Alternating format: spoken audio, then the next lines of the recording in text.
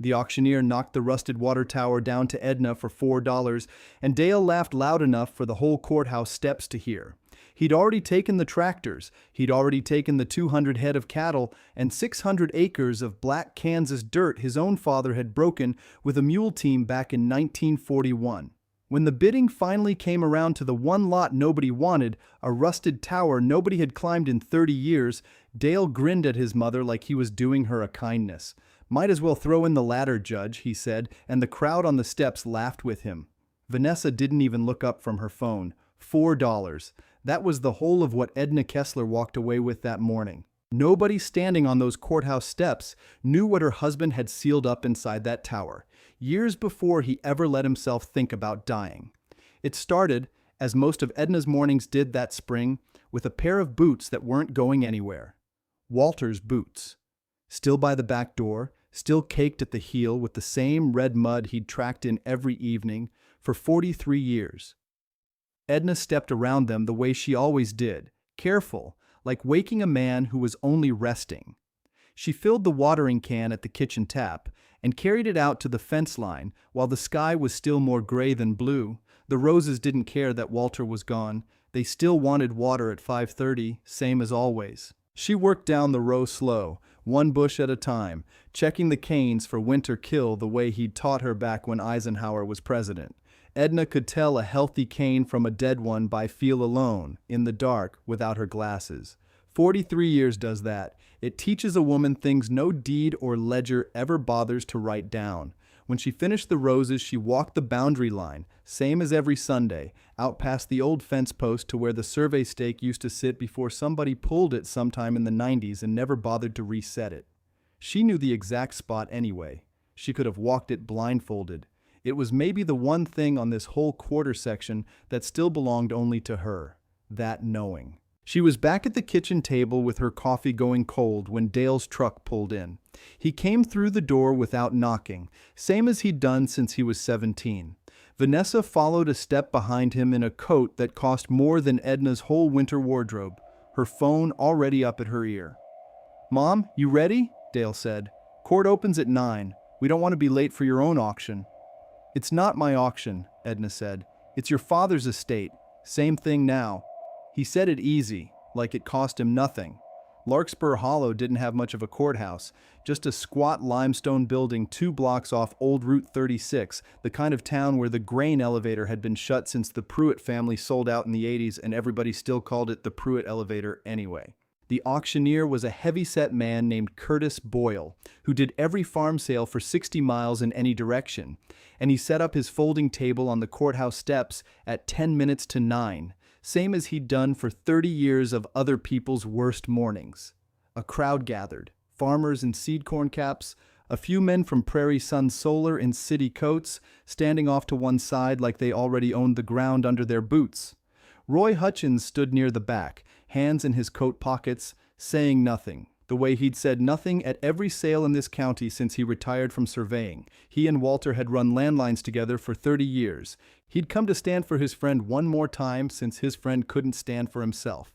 "Y'all know how this works?" Boyle called out. "Estate of Walter Kessler, deceased. We go parcel by parcel. Cash or certified funds, settle at the clerk's window before you leave. The tractors went first, then the combine, then the cattle, all 200 head, sold as one lot to a buyer out of Salina for money that made several people on the steps whistle low through their teeth."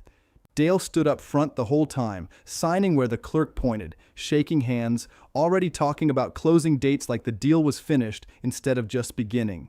600 acres, Boyle said, when the farmland itself came up. Prime ground, tillable, currently under option to Prairie Sun Solar for $1.3 million, contingent on clear title passing today. One of the solar men nodded like that number was nothing at all to him. Dale bought it. Of course Dale bought it. There was nobody left in the family to bid against him, and everybody on those steps knew exactly why he wanted it. He'd signed his name to that solar contract 2 months back, before his father was even 6 weeks in the ground, and he and Vanessa had already put $58,000 down on a place at Cheney Lake against the money that deal was going to bring. "To new beginnings," Vanessa said to a woman standing near her, holding up her coffee cup like a toast, and the woman laughed along because that's what you do on courthouse steps when you don't want trouble. Edna stood off to the side through all of it, hands folded over her purse, saying nothing. She'd learned a long time ago that there were mornings you got through by being quiet, and mornings you got through by being loud, and this was plainly the first kind. Last lot of the day was the water tower. It stood a half-mile past the old Pruitt elevator, out past the tree line, 110 feet of rusted steel that rural water district number 4 had shut down back in 1998 when the county ran a new line in from Beloit. Nobody had climbed it since. Nobody had wanted to. The tax rolls listed the lot at $4,200, and everybody standing on those steps that morning figured the county was being generous. Last parcel, Boyle said. Tower lot, half acre, structure included as is, where is. County appraised at $4,200, though I'll be honest with you folks, I don't know who'd want it. Nobody bid. Boyle looked out over the crowd, waiting the way an auctioneer waits. And when nobody moved, he did what auctioneers do at the end of a long morning when there's one ugly lot left and everybody wants to go home. Somebody's got to take it off the county's hands, he said. $4. Do I hear $4 just so I can close this file? I'll take it, Edna said. Every head on those steps turned. Dale actually laughed out loud, that short bark of a laugh he did when something struck him as more foolish than funny, and reached into his coat for 4 crumpled bills like he was doing her some enormous favor. Here, Mom, he said, pressing them into her hand in front of the whole crowd. Knock yourself out. Sold, Boyle said, to Edna Kessler for $4 and brought the gavel down, and that was that. Dale was already turning back toward Vanessa and the solar men, already talking about closing dates and access roads, like the tower and the woman who'd just bought it had both stopped existing the second the gavel hit wood. Roy Hutchins didn't laugh. He watched Edna fold those $4 bills into her purse, careful, like they were worth a great deal more than $4, and something in the way she did it made him frown, though he couldn't have said why if you'd asked him. Edna walked home that afternoon instead of waiting for a ride, a mile and a half down the shoulder of old Route 36, with her purse on her arm and the wind coming up cold out of the northwest the way it does in Kansas in early spring. She passed the shuttered Pruitt elevator, its grain chute hanging open like a broken jaw. She passed the turnoff to what used to be 600 acres of Kessler ground, and now belonged, on paper anyway, to her son. She stopped at the base of the tower before she went on home. Up close it looked worse than it had from the road. Rust had eaten through the ladder housing near the bottom, and the tank itself sat up on its legs like something the county had voted, without ever saying so out loud, to forget. $4. She almost wanted to laugh herself standing there, except that laughing wasn't in her that day. She thought about something Walter used to say, half joking, back when he still had all his strength and neither of them had any reason yet to think about wills or deeds or dying. They'd be out walking the line on a Sunday, same as she still did alone now, and he'd nod up at that tower like it was an old dog that had earned its keep. Don't ever let them sell the tower, Edna, he'd said. That's where I kept what's ours. She hadn't thought much of it at the time. It had sounded like nothing, like one of the 100 small odd things a man says over 43 years of marriage that a wife files away and mostly forgets. Standing there now, $4 poorer and everything else gone, Edna found she hadn't forgotten it after all.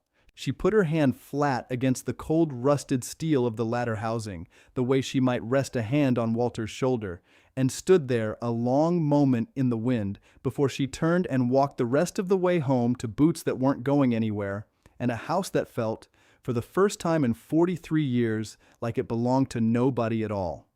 The morning after the auction, Edna's phone rang before 6. It was Vanessa. Just wanted you to know, we sent the deposit over to the lake place, Vanessa said. 58,000 down. Dale's beyond excited.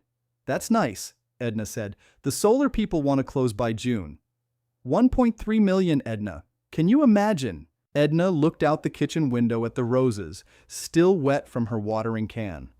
I can imagine a lot of things, she said, and hung up before Vanessa could answer.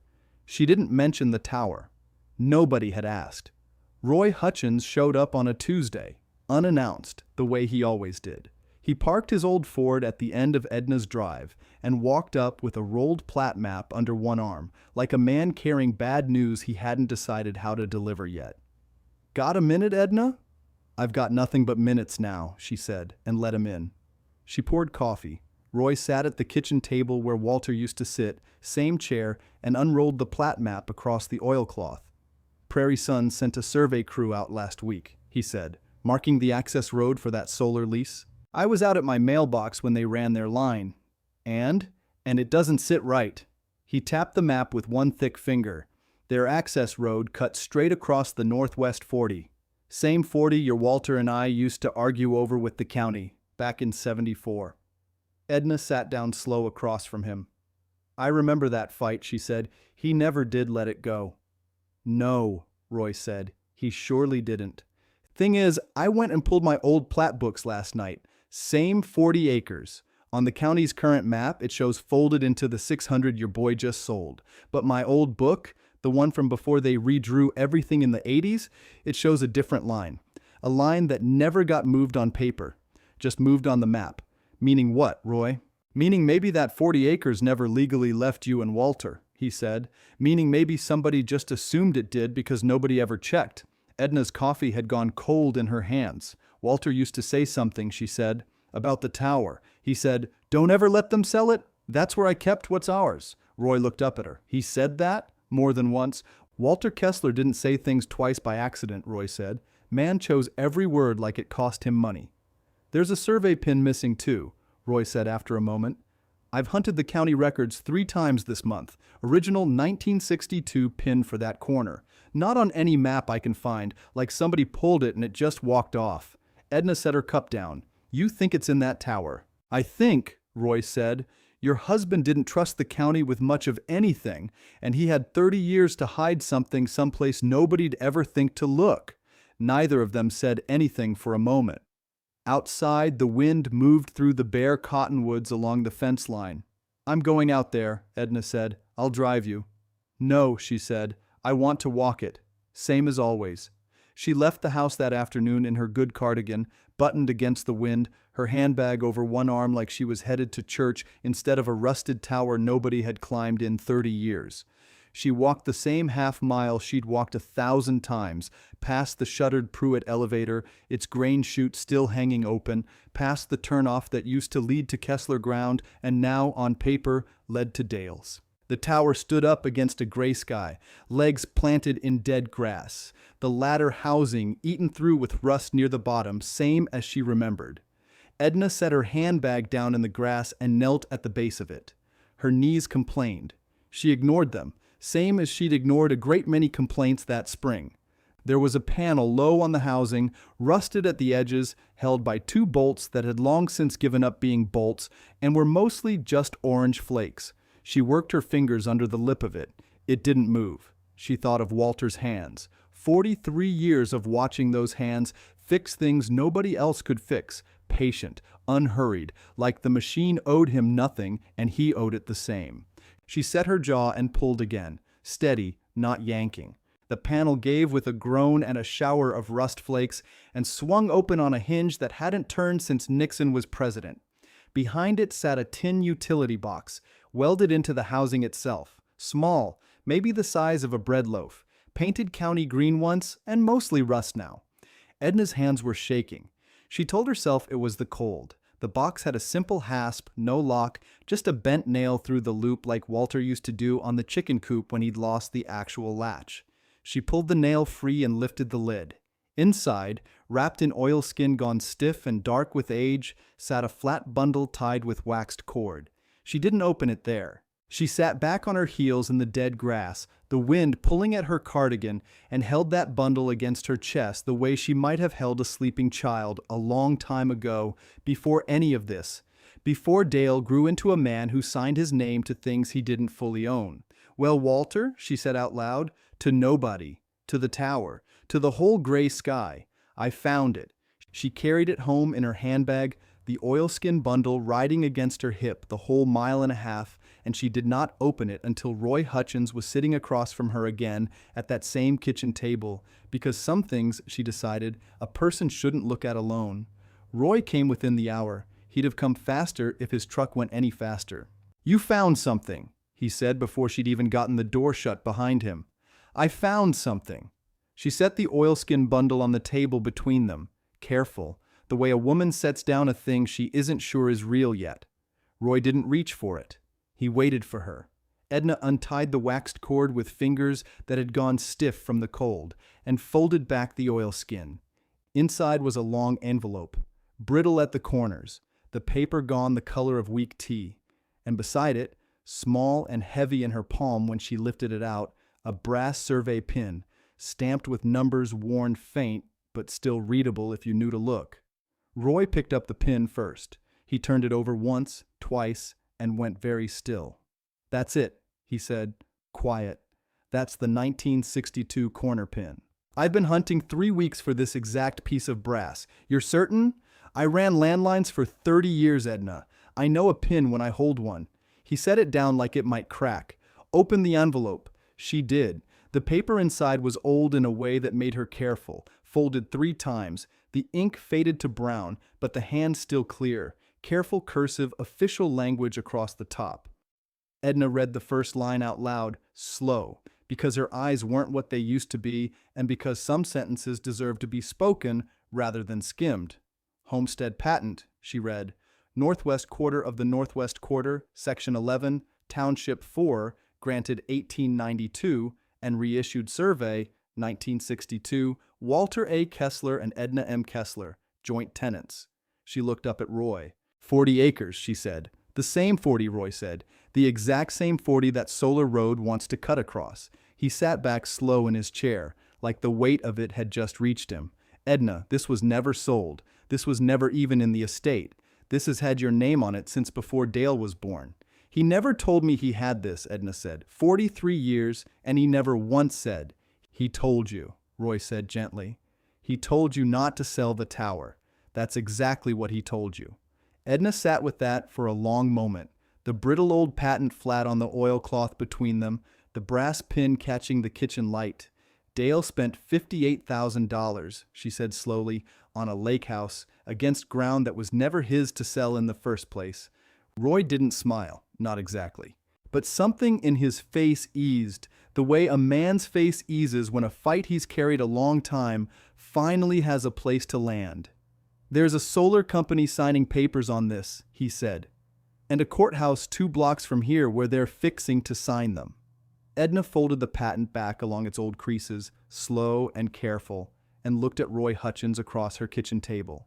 "Then I expect," she said, "we'd better get down there before somebody signs something they can't unsign." Roy drove because Edna let him.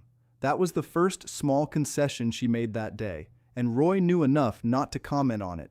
He helped her into the passenger seat of his Ford, then set the oilskin bundle on her lap. "Keep that close," he said. "I wasn't planning to throw it out the window." Roy gave one short nod. "Good." They rode into Larkspur Hollow with the heater ticking and the map tube rolling under Roy's seat at every turn.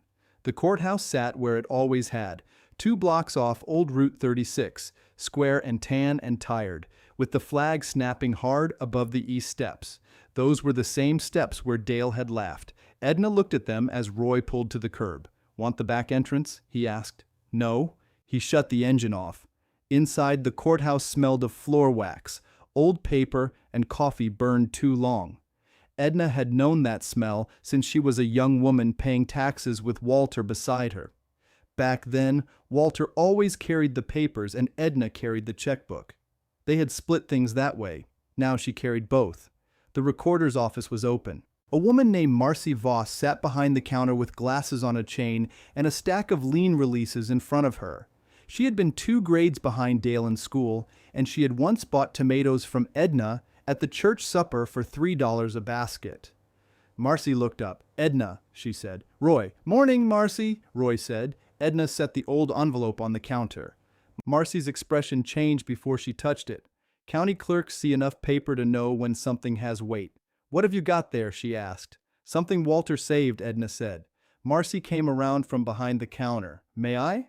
Edna opened the envelope herself and laid the patent flat on the counter. Roy put the brass pin beside it. Marcy leaned over the paper. She read the first line, then the second. Then she stopped. "Roy," she said, "I know." Marcy looked at the pin. "Where did this come from?" "The tower," Edna said. Marcy's eyes moved to her. "The water tower?" Rural Water District Number 4, Roy said. Old ladder housing, tin box welded inside. Marcy pulled a stool closer and sat down. She did not speak for a moment. She reached for a magnifier and slid it over the faded seal. This is a patent copy, she said. Not just a farm note, it's got the reissued survey on it, Roy said. 1962. Marcy looked at the bottom corner. Recorded in Mitchell County Land Book D-18, page 442. Roy tapped the counter. That book still here? In the vault. Pull it. Marcy looked toward the hallway. Roy, Prairie Sun's closing packet is upstairs. Edna's fingers tightened on her purse. Today? At 10, Marcy said. Commission room. Roy turned toward the wall clock. It was 20 after 9. Then pull it fast, he said. Marcy stood. I can't certify anything in a hallway. Nobody asked you to, Roy said. Just show us the book. Marcy looked at Edna. Did Dale know about this? No. Did Walter? Edna put one hand on the old paper. Walter hid it. Marcy did not ask why. In Larkspur Hollow, some answers did not need words. She unlocked the side door and led them back to the vault. It was a narrow room with gray shelves and rolling ladders. Deed books sat shoulder to shoulder in long rows. Some were bound in red cloth, some had black tape on the spine. Marcy went to the back wall and ran her finger along the labels. C-29, she said. D-11, D-16. Here. She pulled a large book down with both hands and carried it to the metal table. Dust lifted when she opened it. Roy stood on one side. Edna stood on the other. Marcy turned pages until she reached 442. There it was. Same names. Walter A. Kessler and Edna M. Kessler. Joint tenants. Northwest quarter of the Northwest quarter. 40 acres. Marcy put one finger under the legal description and read it twice without raising her voice. Then she looked at the modern index card clipped inside the back cover. That's wrong, she said. Roy leaned in. What is? The cross-reference. Marcy lifted the card. Somebody indexed this parcel under the whole Kessler tract in 1984. It got rolled into the 600-acre tax ID. Can that move title? Edna asked. No, Marcy said. Indexing isn't a deed. Roy exhaled through his nose. Marcy kept reading. But this explains the tax bill. The assessor treated it as one block after the district map update. So Dale bought a map mistake, Edna said. Marcy looked up. He bought what the estate could sell. Maybe not this. Maybe, Roy said. I can flag it, Marcy said. I can pull the old chain. I can tell them upstairs there's a title conflict. Say it plainer, Edna said. Marcy held Edna's eyes.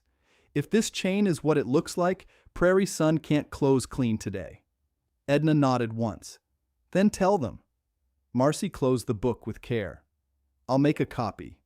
No, Edna said. Marcy paused. Edna slid the old patent back into the envelope. You make your county copy from your county book. This one stays with me. For the first time all morning, Roy smiled.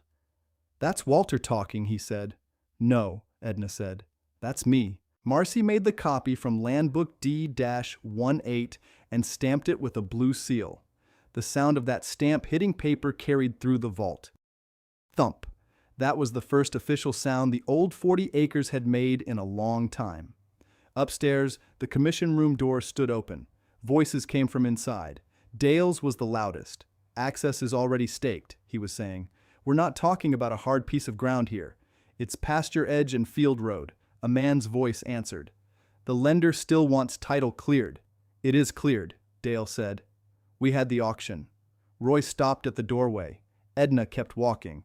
The room held a long table, a dozen chairs, and the same framed wheat harvest print that had hung there since Edna could remember.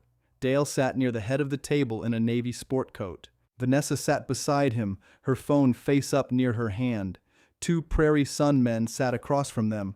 A woman in a gray suit had a laptop open. Boyle, the auctioneer, stood at the coffee station with a paper cup. Dale saw Edna and frowned. Mom, he said, what are you doing here? Edna looked at Marcy. Ask her. Marcy stepped inside with the certified copy in both hands. The woman in the gray suit turned. Can I help you? Marcy said. I'm Marcy Voss, county recorder. I need to flag a title issue before this packet is signed. Dale stood so fast his chair legs scraped. There is no issue. Marcy put the copy on the table. There may be. Vanessa picked up her phone. Dale, what is this? It's nothing, Dale said. Roy came in behind Edna and shut the door. Not hard, just enough. The Prairie Sun woman looked at the copy. Which parcel? The Northwest 40, Marcy said. Section 11, Township 4. One of the solar men leaned forward. That's our access route. That's part of the Kessler farm, Dale said. Roy said, that's what the county map says. Dale turned on him. Stay out of this, Roy. Roy's face did not move. Can't. I ran that line. The woman in gray looked at Edna.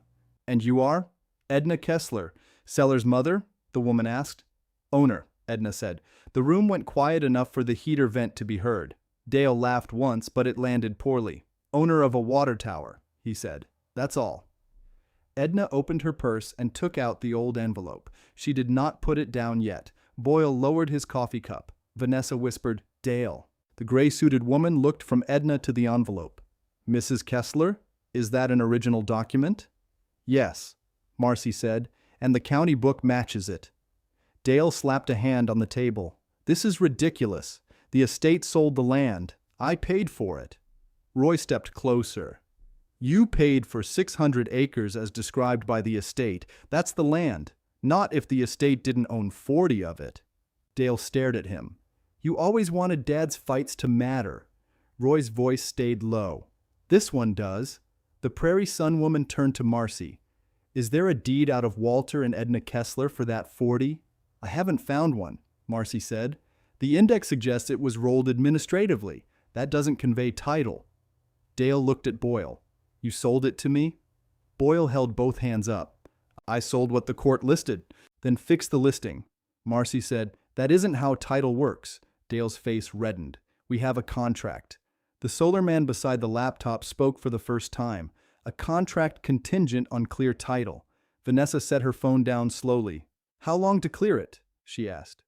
Nobody answered. She looked at Dale. How long? Dale said, don't start. The woman in gray opened a folder.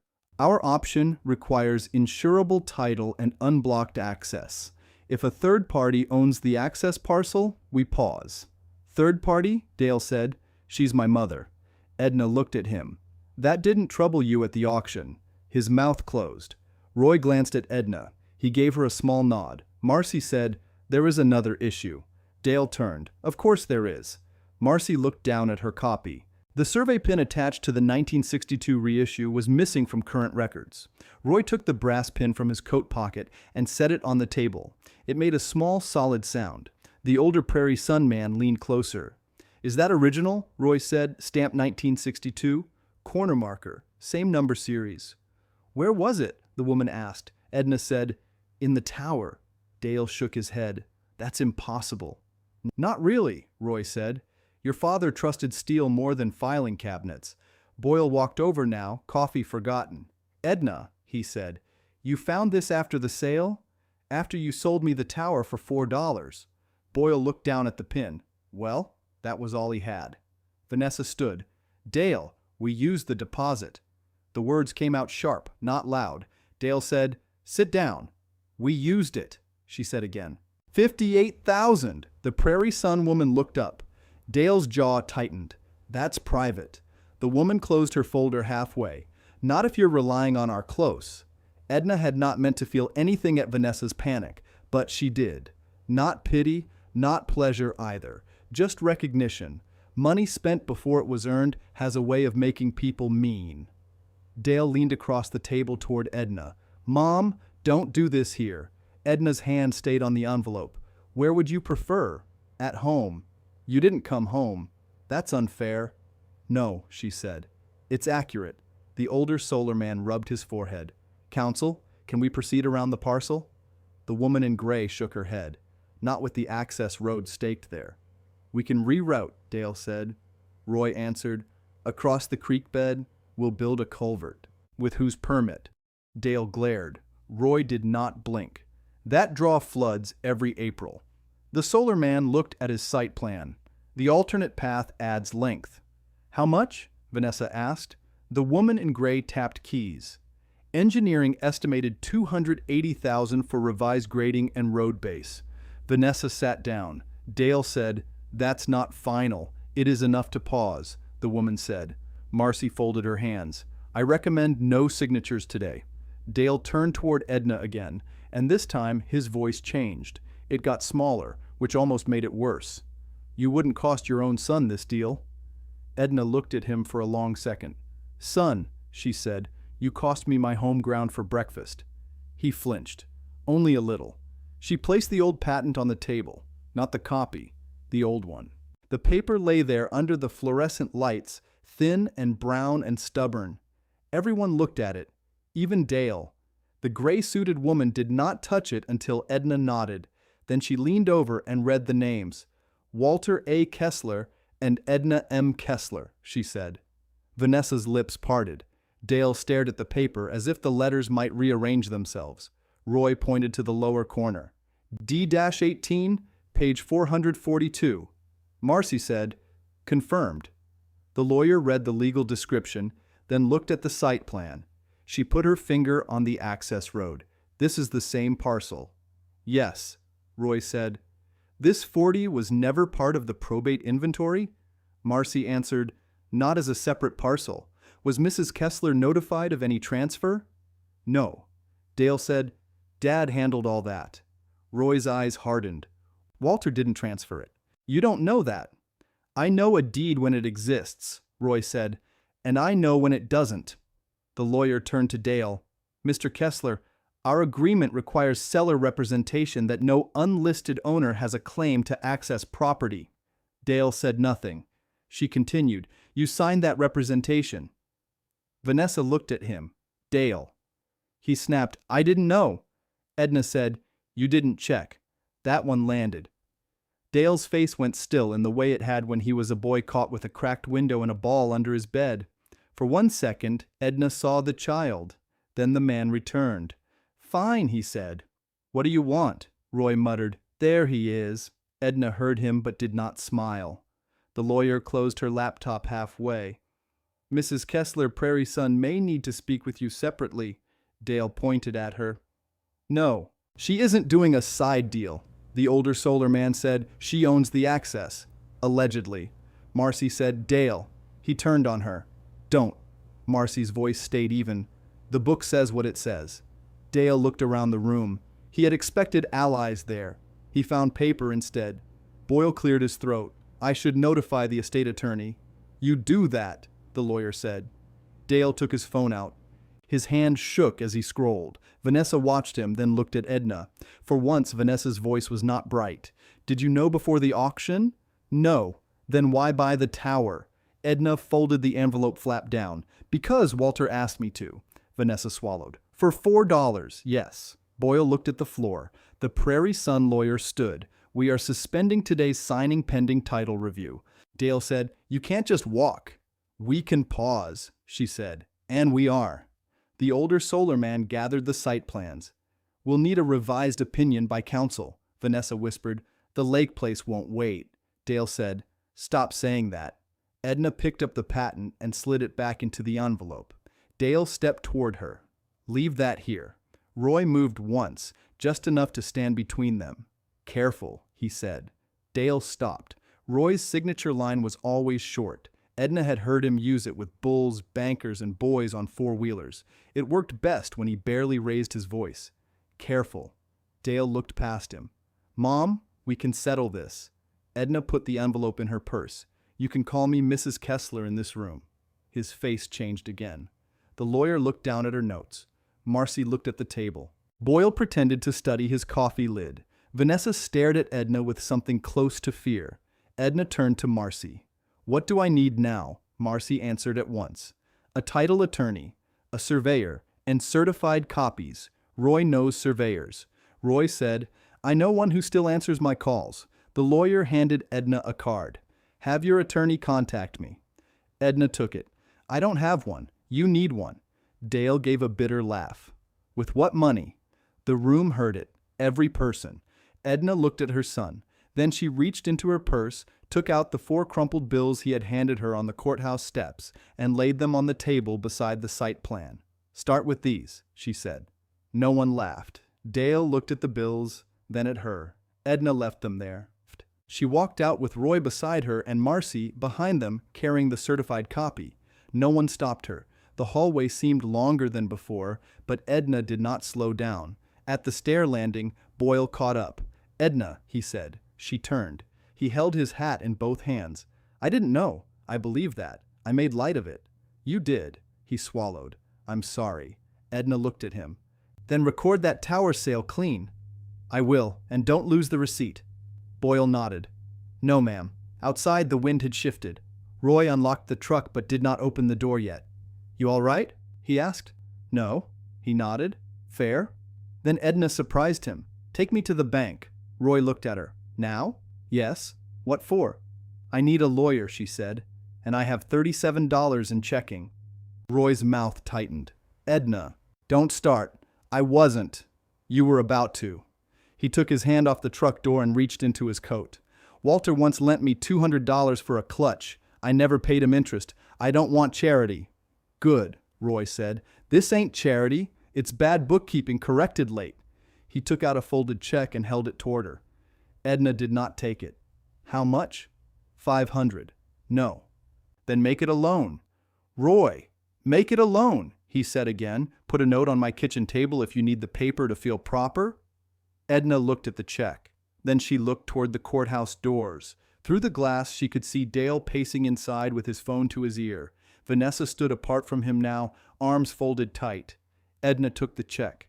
"I'll pay it back." "I know." He opened the truck door for her. The bank on Route 36 still had brass rails at the teller windows and a calendar from the feed store behind the counter.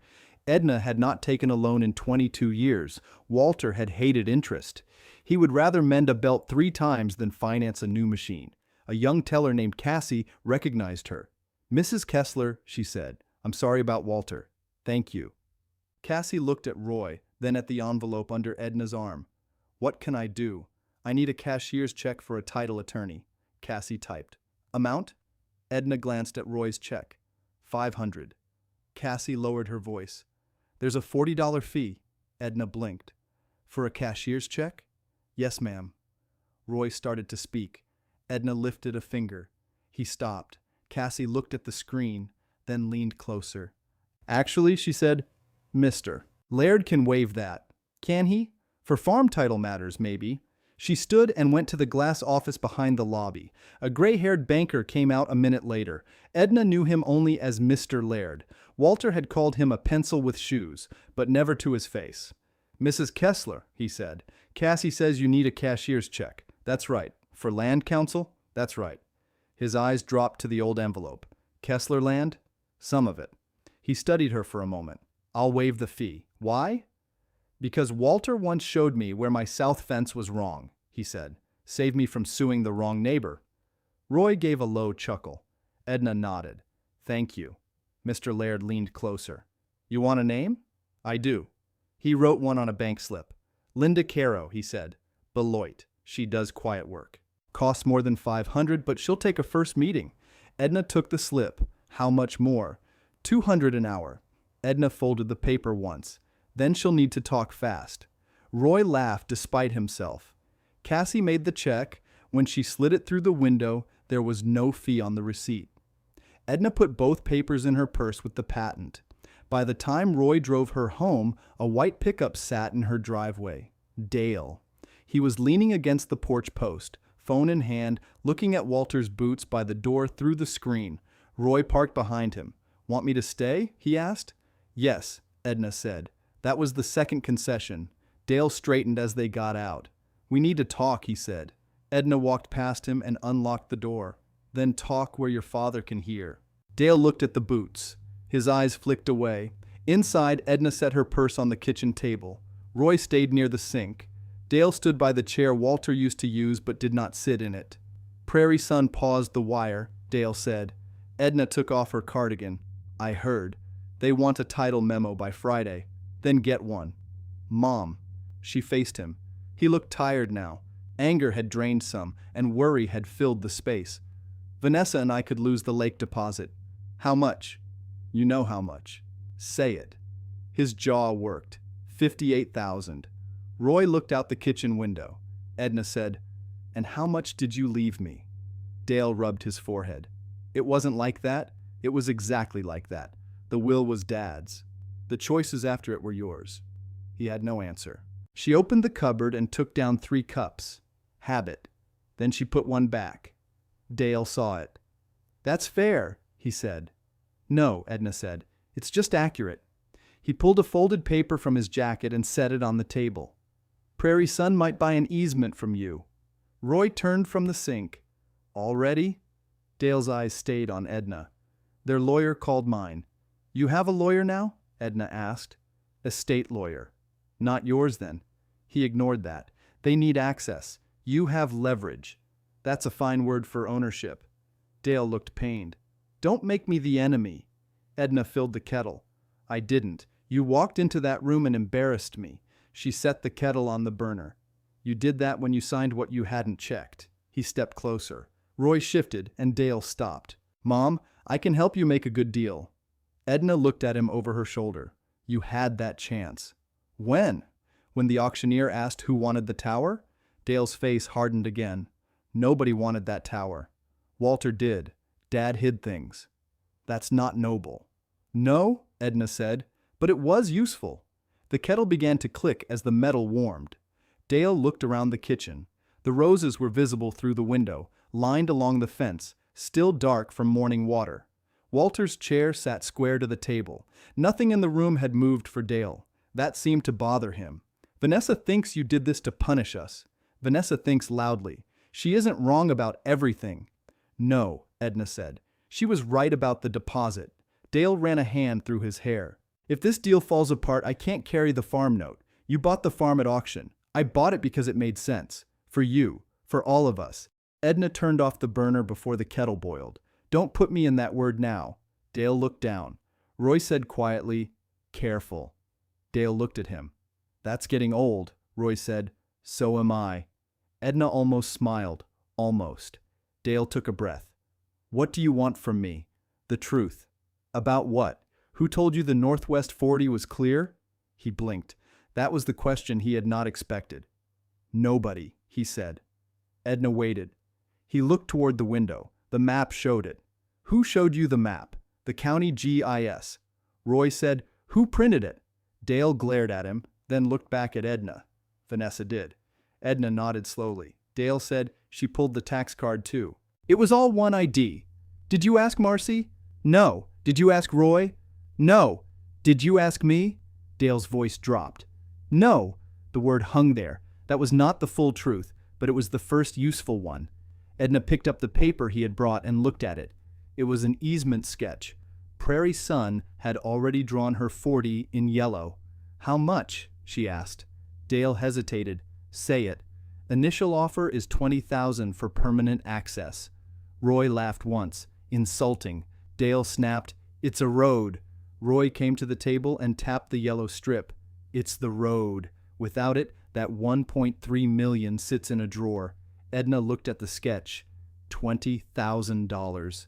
A week earlier, she had been deciding whether to call the furnace man or wait until October. She had $47 in cash in the sugar tin and a water bill for $61 on the counter. Now someone had drawn a yellow road across her name and priced it like gravel.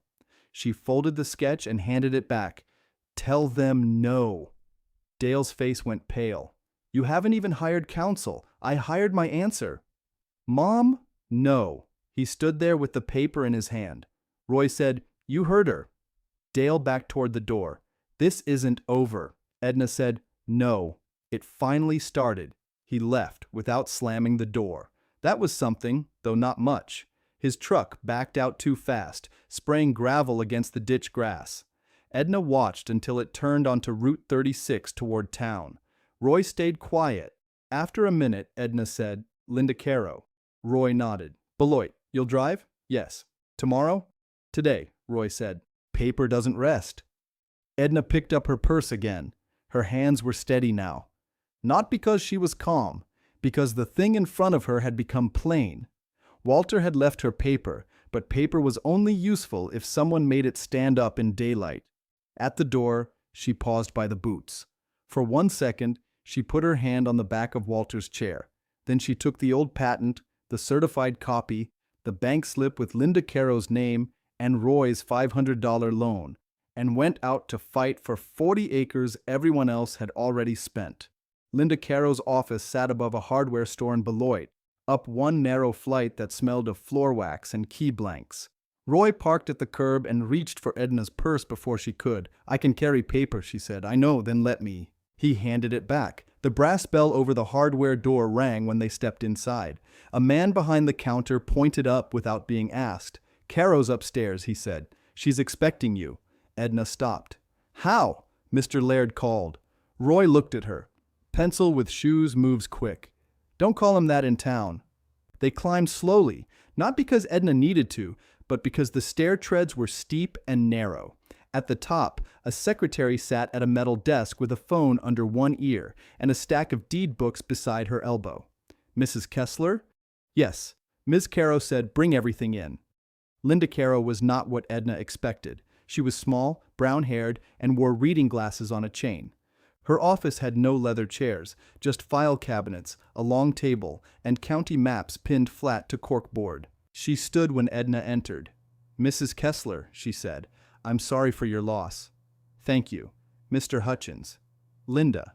That told Edna something. Lawyers did not call Roy by his first name unless they had already lost an argument to him. Linda pointed to the table. "Let's see what Walter left." Edna laid out the old patent, the certified copy, the brass pin, Roy's plat notes, the Prairie Sun sketch, and the bank cashier's check. Linda looked first at the check. "This is your retainer? For the first meeting." Linda did not touch it yet. "We'll start with the paper." For 15 minutes, she said nothing. She read with a ruler under each line. She turned pages without licking her finger. Roy stood at the end of the table, hat in hand, trying not to lean over her shoulder and failing. At last Linda took off her glasses. "Who knows about the original?" "The room at the courthouse," Edna said. "Prairie Sun, Marcy, Boyle, Dale, and Vanessa." Linda looked at Roy. "Too many." "Yes," Roy said. Edna's hand tightened on her purse. "Too many for what?" "For pressure," Linda said. "Not for truth." She tapped the patent. "This is strong, but we need to protect it before everyone starts describing it their own way." "How?" "Record a certified copy, lock the original, order a chain of title, send notice to Prairie Sun, send notice to Dale's estate council. Then we get an appraisal." Roy said, "Appraisal for easement value?" "No," Linda said, "for control value." Edna looked at her. "Say that plain." Linda turned the Prairie Sun sketch toward her. "They don't need a strip of road in the ordinary sense. They need the only legal access that keeps their 600 acres financeable. That changes the number. From 20,000? Linda gave a small laugh. It was not amused. 20,000 is a test. They wanted to know if you were scared. "I am," Edna said. "Good. Scared people read?" Roy's mouth twitched. "She's worth the fee." Linda slid the cashier's check back across the table. "Keep this for now." Edna did not pick it up. "I don't take free work." "You aren't. I'm opening a file. My retainer will come out of the first recovery if this resolves that way. If it doesn't, we'll talk before any bill grows legs." That sounds like charity with nice shoes. "It isn't," Linda said. "It's contingency risk. Lawyers like names for things." Edna studied her. Linda did not look away. "All right," Edna said. "But I want invoices. You'll get them." Linda stood and went to a file cabinet. She pulled out a yellow form and a blue one. "Now, did Walter ever mention a 1974 dispute?" Edna nodded. "Fence line, water district. County men came out twice. Any paper at home?" "Maybe." "Walter kept too much." Roy said he kept exactly enough. Linda looked at him, then find it. "Especially anything with rural water district number 4, county commission minutes, or a right of entry." Edna said, "Why?" "Because if the county treated Walter as owner in 1974, that helps answer any claim Dale makes now." Roy looked toward the window. "He'll make one." "Yes," Linda said. "People do when money is already spent." The secretary knocked and opened the door halfway. "Ms. Caro, Mr. Kessler's attorney is on line 2. Edna looked at Roy. Linda did not move for a beat. Then she looked at the secretary. "Did he say why?" He says there has been a family misunderstanding. Roy muttered, "There it is." Linda picked up the phone and pressed a button. "This is Linda Caro." Edna sat very still. "No," Linda said. A pause. "No, I don't represent the estate. I represent Mrs. Edna Kessler." Another pause. "Then send it in writing." Linda listened.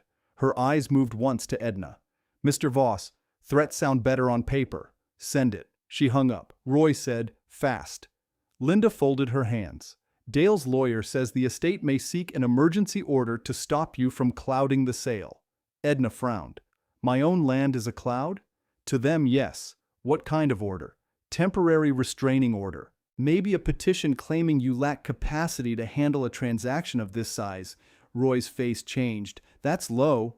Linda said, "It's also common." Edna sat back. For the first time since the courthouse, her breath caught. Dale had mocked her. Dale had cornered her. Dale had counted her money in public. But this was different. This was him trying to make her smaller on paper. "He'd say I'm not right in the head?" Linda's voice softened. "He may not say it that way. But that's what it means." "Yes." Roy put his hat on the table. "Careful, don't cover that." Linda looked at him. "Mr. Hutchins, I mean it. So do I." Linda reached for a legal pad. "Mrs. Kessler, we answer with documents, bank records, auction receipt, correspondence, Walter's papers, your utility bills. Anything showing you've managed your affairs." Edna gave a dry laugh. "I paid the water bill with quarters last month." "Bring the receipt." "That's not dignity, it's evidence." That settled in the room. Linda wrote one line, tore off the sheet, and handed it to Edna. "Go home. Find every 1974 paper, every tax card, every receipt tied to the tower. Do not talk to Dale alone. Do not sign anything. If someone comes to the house, call me first." Roy said, "And if they come with a deputy, call me faster." Edna stood. "How much time do we have?" Linda looked at the phone. "Less than we had an hour ago." They drove back to Larkspur Hollow with no radio. Roy took Old Route 36 west, past the shuttered Pruitt grain elevator and the feedlot road, and Edna watched the fields pass without really seeing them. At the county line, Roy cleared his throat. "You all right?" "No." "Fair." "Stop saying fair." "All right." She looked at him. "Do people win when their own son says that?" "Sometimes." "That's not much. It's what I've got." At the house, Edna did not make tea. She went straight to the hall closet where Walter had kept metal boxes labeled in black marker. Roy followed with his sleeves rolled. The first box held seed invoices, the second held old insurance papers, the third held receipts for tires, pump repair, a hospital bill marked paid in 2009, and one envelope labeled Tower Bolts, June 1974. Edna stopped. Roy's hand hovered above it. "Open it." Inside were 6 receipts from Morton Supply and Concordia. Galvanized bolts, hinge plate, cutting oil, $3.19 for cotter pins. The last slip had Walter's handwriting across the bottom. "Panel fixed after county boys pried it. Do not leave patent in house." Edna read it twice. Roy took off his glasses. "He wrote it right there. He never told me that part. He probably thought he did." "No," Edna said. "He would have enjoyed telling that." Roy set the receipt down. "This matters." "How?" "It puts the panel and the patent together in 1974. Shows it wasn't planted last week." Edna looked toward the kitchen door, toward the boots. "Dale will say Roy did it." "I didn't. I know that. Linda will need proof I couldn't have." Edna shook the envelope. A folded Polaroid slid out. It showed Walter standing beside the tower base in work pants and a white undershirt. He was younger, heavier in the shoulders, one hand on the open ladder housing. Beside him stood 2 county men, both in short-sleeved shirts. One held a clipboard. The access panel was open, and the welded tin box was visible inside. Roy leaned close. "That's Jensen." "Who?" "Harold Jensen. County engineer then." "Is he alive?" "No, but his son runs the tire shop." Edna turned the photo over. Walter had written on the back, "Jensen found box, said county had no claim, June 18th, 1974.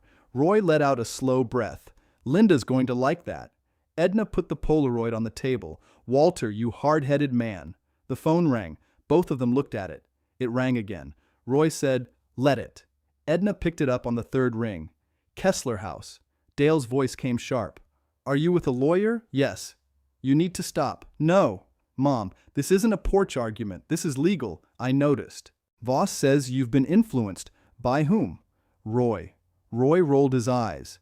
Edna said, Roy didn't hide the deed. Nobody hid anything. Your father's receipt says different. Silence. Then Dale said, What receipt? Edna closed her eyes for half a second. Too much. She had given him too much. The kind you should have looked for, she said. Mom, call Linda Caro. Don't make me file something. Dale. What? If you ask a judge to call me incompetent, bring your own receipts. She hung up.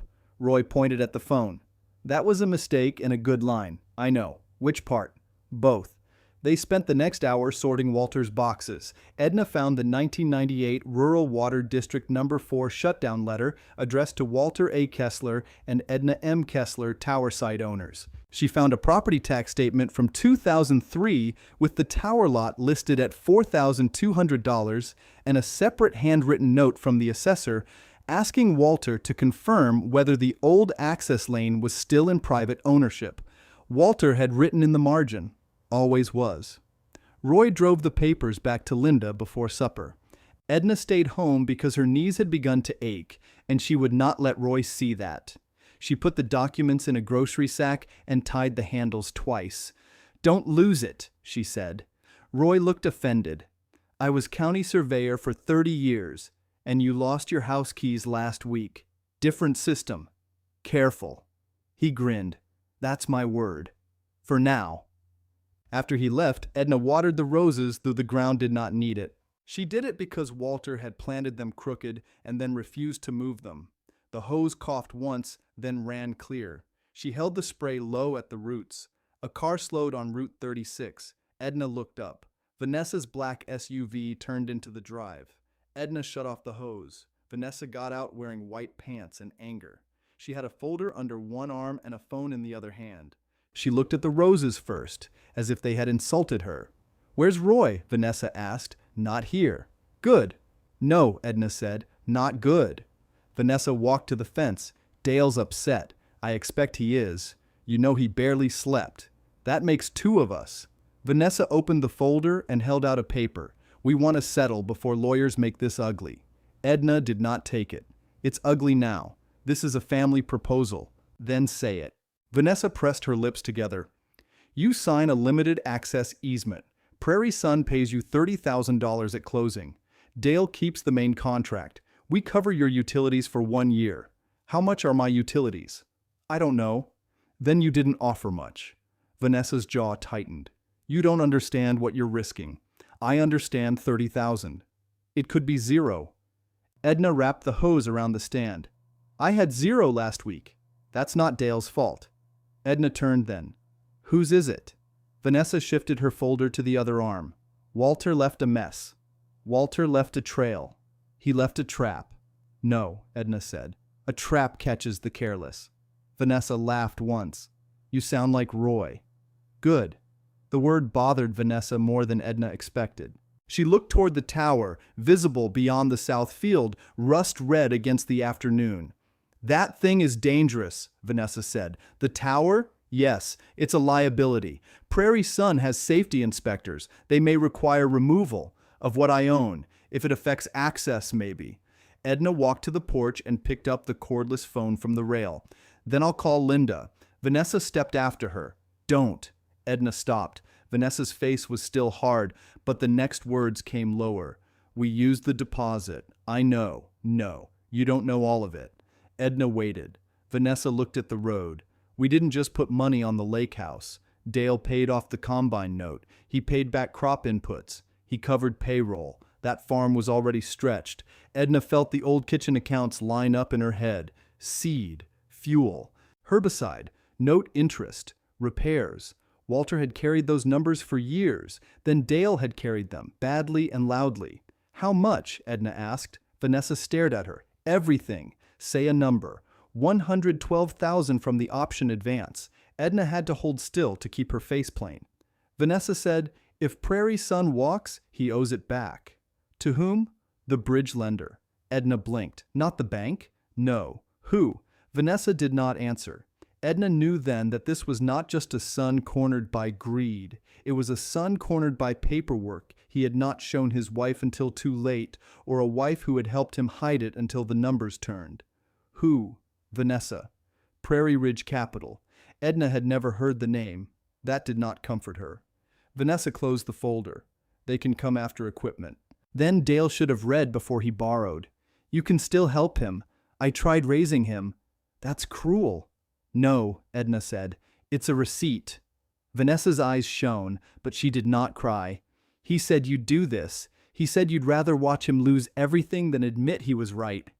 Edna looked past her, toward the tower. Was he right?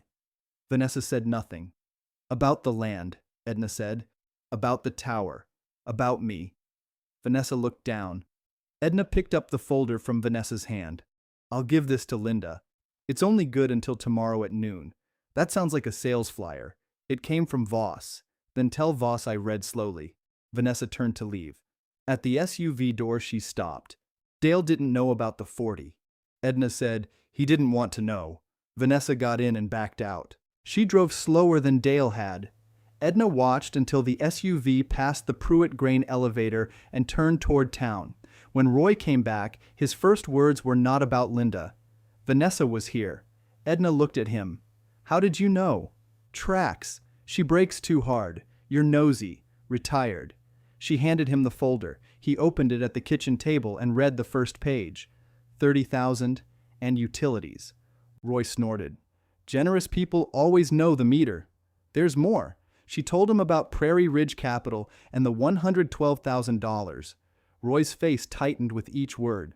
That's why Voss moved so quick, he said. Because Dale owes? Because Dale assigned part of the option advance. Maybe more. If access fails, other people lose. Who are they? Money people. I don't like that answer. It's the right size. Roy called Linda from Edna's kitchen. Edna could hear only his side. Yes, Vanessa brought it herself. No, she didn't sign anything. Prairie Ridge Capital. A pause. That's what I thought. Another pause. Tomorrow, in Larkspur? He looked at Edna. She'll come. He hung up. Edna said, Where am I coming? County clerk's office. Linda wants to record notice first thing. Then she wants Boyle to certify the old shutdown letter. I thought Boyle was auctioneer. He also sits on the county records board. Of course he does. Roy smiled without humor. Small county. Hats stack. The next morning, Edna did not skip the roses. The sky was still dark when she stepped outside with the hose. Her hands were cold. Her cardigan sleeves were damp by the time she finished. She walked the fence line after, slow and square as Walter had done. At the south corner, she looked toward the tower. For the first time, she did not see Rust first. She saw a marker. At 9, Linda met them at the county clerk's office with 2 folders and a look that made the clerk sit straighter. Marcy came out from the back as soon as she saw Edna. Mrs. Kessler, she said. I pulled the tract index. Linda set her briefcase down. Thank you. Marcy lowered her voice. Dale's lawyer was here when we opened. Roy said, Of course he was. Did he file? Linda asked. Not here. He requested copies. Of what? Everything tied to Walter and Edna Kessler after 1962. Linda nodded. Then we record now. The clerk behind the counter, a round-faced man named Peters, looked at the old patent like it might stain his desk. We can record the certified copy, he said, not the original. That's all we're asking, Linda said. Peters flipped through the papers. There is an affidavit too. Yes, Mrs. Kessler's ownership affidavit, Roy Hutchins's surveyor affidavit, and supporting exhibits. Peters looked over his glasses at Roy. You're still notarized? Retired? Not buried? Marcy coughed into her hand. Peters stamped the first page. The sound cracked through the office. Edna felt it in her chest. Stamp, stamp, stamp. Each one made the paper less private. Then the outer door opened. Dale came in with a man in a navy suit. Vanessa followed, sunglasses in her hand. Boyle trailed behind them, looking like he had been pulled from breakfast. The navy suit stepped forward. Linda. Mr. Voss. Dale looked at the stamp in Peters's hand. Are we too late? Linda said. For what?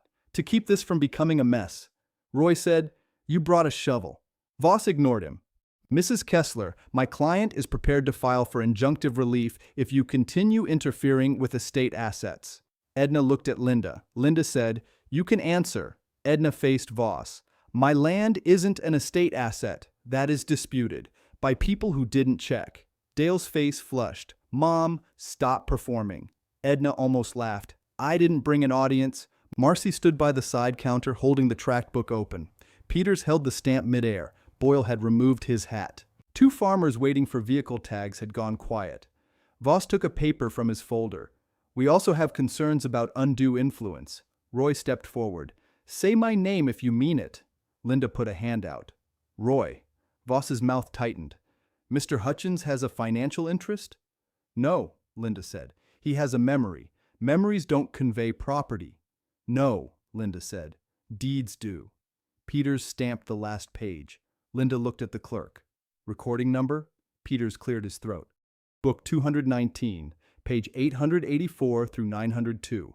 Marcy wrote it down and slid the note to Linda. Dale stared at the stamp. "You had no right." Edna said, "I had title." Vanessa touched Dale's sleeve. He pulled away. Voss turned to Peters. "We need a certified copy of everything just recorded." Peters said, "That'll be $36. Dale snapped, "Fine."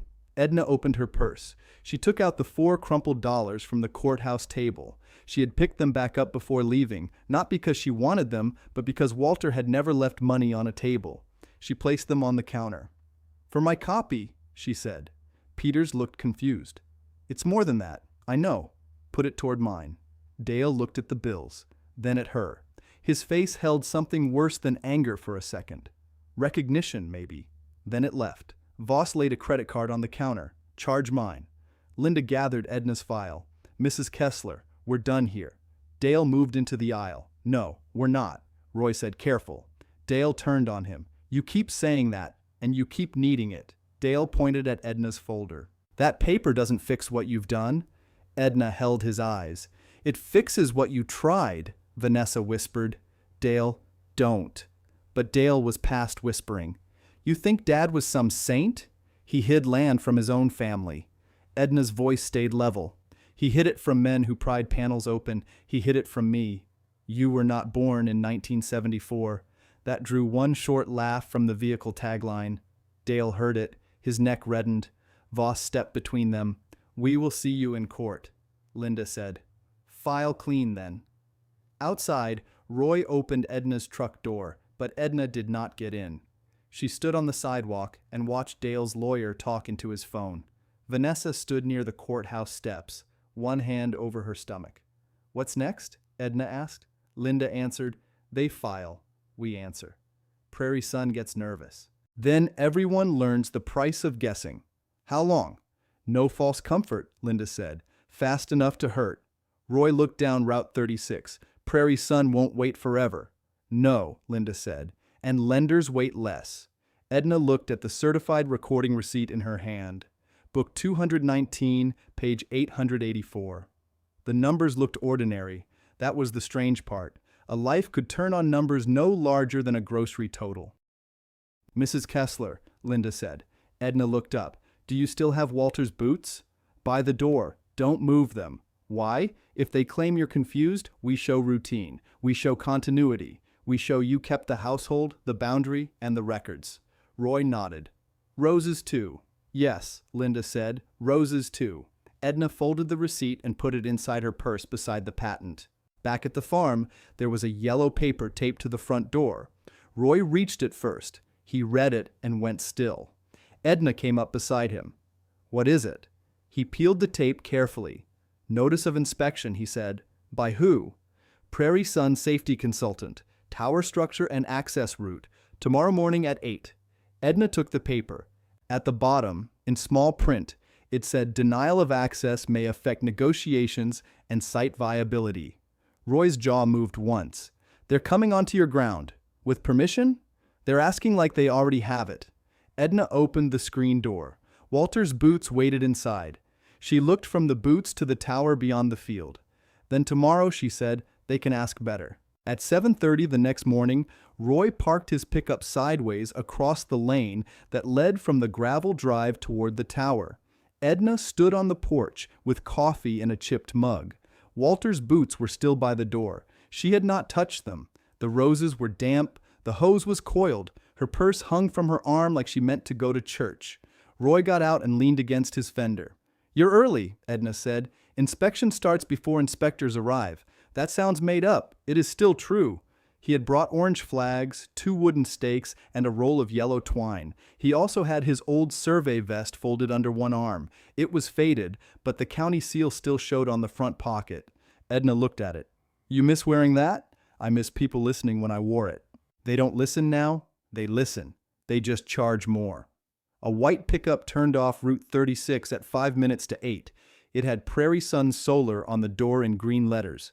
Behind it came Dale's truck, Vanessa's black SUV, and a gray sedan Edna had not seen before. Roy pushed himself off the fender. "Stay near me," he said. "I live here. That's why." The Prairie Sun pickup stopped at the mouth of the lane. A man in a hard hat got out with a tablet in his hand. He looked young enough to still believe clipboards settled things.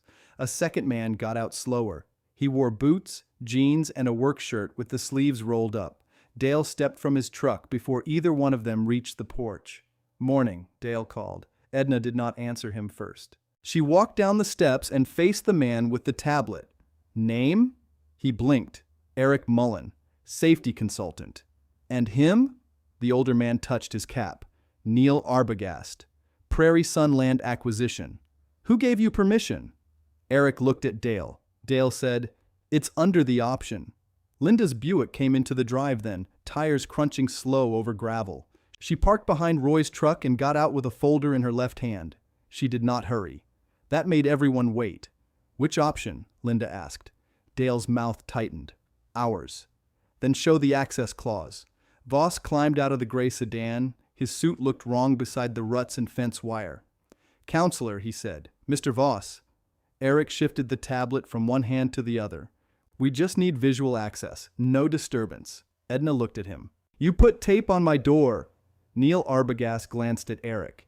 "We weren't told it was disputed." Roy laughed once. "You drove past the dispute." Dale pointed down the lane. "That road's been used forever." Roy said, "A cow trail can get old too." "Don't start," Dale said. Linda opened her folder. "Mr. Arbogast, before anyone crosses beyond the garden fence, I want Prairie Sun to acknowledge on the record that Mrs. Kessler has not granted access today." Neil studied her. "Then why are we here? That is my question." Vanessa stood beside the SUV, arms folded tight. She looked tired. Her white blouse had a crease down one side. She stared at the tower, not Edna. Voss held out a paper. "We believe the option holder has an implied right to inspect." Linda did not take it. "On land your client may not own." "The ownership issue is not resolved. It is recorded. Recording is not judgment." "No," Linda said. "It is notice." Neil Arbogast lowered his voice. "Mrs. Kessler, I'm not here to pick a family fight. Then don't pick up their end." That landed. Even Dale heard it. Eric cleared his throat. "Ma'am, the structure may be unstable. If it falls, there's liability." Edna looked toward the tower. The old ladder housing caught the first sun. The rust looked darker at the seams. "It hasn't fallen since before you were born," she said. "That doesn't mean it's safe. Neither does your paper." Roy stepped forward and planted one of his orange flags at the edge of the lane. Then another. He stretched yellow twine between them. Dale said, "What are you doing?" "Showing a line. You can't block access." Roy tied the twine with a neat knot. "I can mark a boundary." Voss looked at Neil. "This is obstruction." Linda said, "No. This is notice you can see." Neil held up both hands. "Let's slow down." Dale snapped, "We don't have time to slow down." Edna turned to him. "Who doesn't?" Dale looked past her. Linda caught it. "Prairie Ridge?" Voss's eyes moved. "Just once." Roy saw it too. "There it is." Neil looked from Voss to Dale. "Prairie Ridge Capital has an interest?" Dale said, "It's financing." "Bridge financing?" Neil asked. Vanessa said, "Dale?" Neil's voice changed. It lost the field politeness. "Did you assign the advance?" Voss said. "That's not relevant to inspection." "It is relevant to our risk." Dale took a step toward Neil. "You already knew we had obligations." Not that another lender might claim proceeds. Edna stood still. She had learned that money men use smaller words when they were getting angry. Linda said, "Mr. Arbogast, did Prairie Sun know this route crossed a separately recorded 40-acre parcel?" Neil looked at Eric. Eric looked at his tablet and tapped 3 times. "Our survey package shows Kessler Farm continuous," Eric said. Roy reached into his truck and pulled out a rolled sheet. He snapped it open against the hood. The paper had been copied so many times the lines looked soft, but the old hand marks remained. "Here is the 1974 correction plat," Roy said. Voss said, "That is not certified." "It was yesterday." Linda handed Neil a stamped copy. Neil read the top, his jaw set. "Book 219, page 884, Edna said. He looked at her. She kept her face plain. "I've been practicing." Dale made a sharp sound. "This is ridiculous." Roy tapped the map. "Your access road cuts here, then it enters her 40 before it reaches the county section line." Eric leaned over the hood. "Our map shows county easement." "Your map is wrong." "Based on what?" Roy pointed toward the tower. "Based on a man who did his job before your software was born." Neil took the copy from Linda and walked 2 steps away. He called someone. Everyone heard pieces. "Need legal on a parcel issue." "No, recorded yesterday." "Yes, before inspection." "No, don't release the civil team." Dale's face changed at that. "What does that mean?" Neil covered the phone. "It means we pause field work." "You can't." "We can." Voss stepped close to Neil. "The option requires good faith." Neil looked at him. "Good faith includes clean title." Dale stared at Edna then. It was the same look from the courthouse counter, but harder. "You wanted this?" he said. Edna answered softly, "I wanted breakfast." Vanessa closed her eyes. Eric put his tablet under one arm. "So we don't inspect?" Neil pointed at the tower, "Not without written consent." Dale said, "You don't need it." Neil's expression turned flat. "Mr. Kessler, I need a road I can insure." Roy rolled the plat and tied it with a rubber band. Linda said, "Mrs. Kessler has a proposal." Edna looked at her. That was news to her. Linda did not blink. "Prairie Sun can inspect the tower from the public road and from Dale's side of the fence. No entry onto Mrs. Kessler's recorded parcel, no stakes, no photos of the panel, no drone." Eric looked disappointed at the drone part. Neil nodded slowly. "That's workable." Dale turned on him. "You're letting her dictate this?" Neil said, "She's the owner until a court says otherwise." The words settled over the yard. Owner, not widow, not mother, not obstruction. Owner. Edna did not smile. She knew better than to spend a word like that too fast. Voss folded his paper.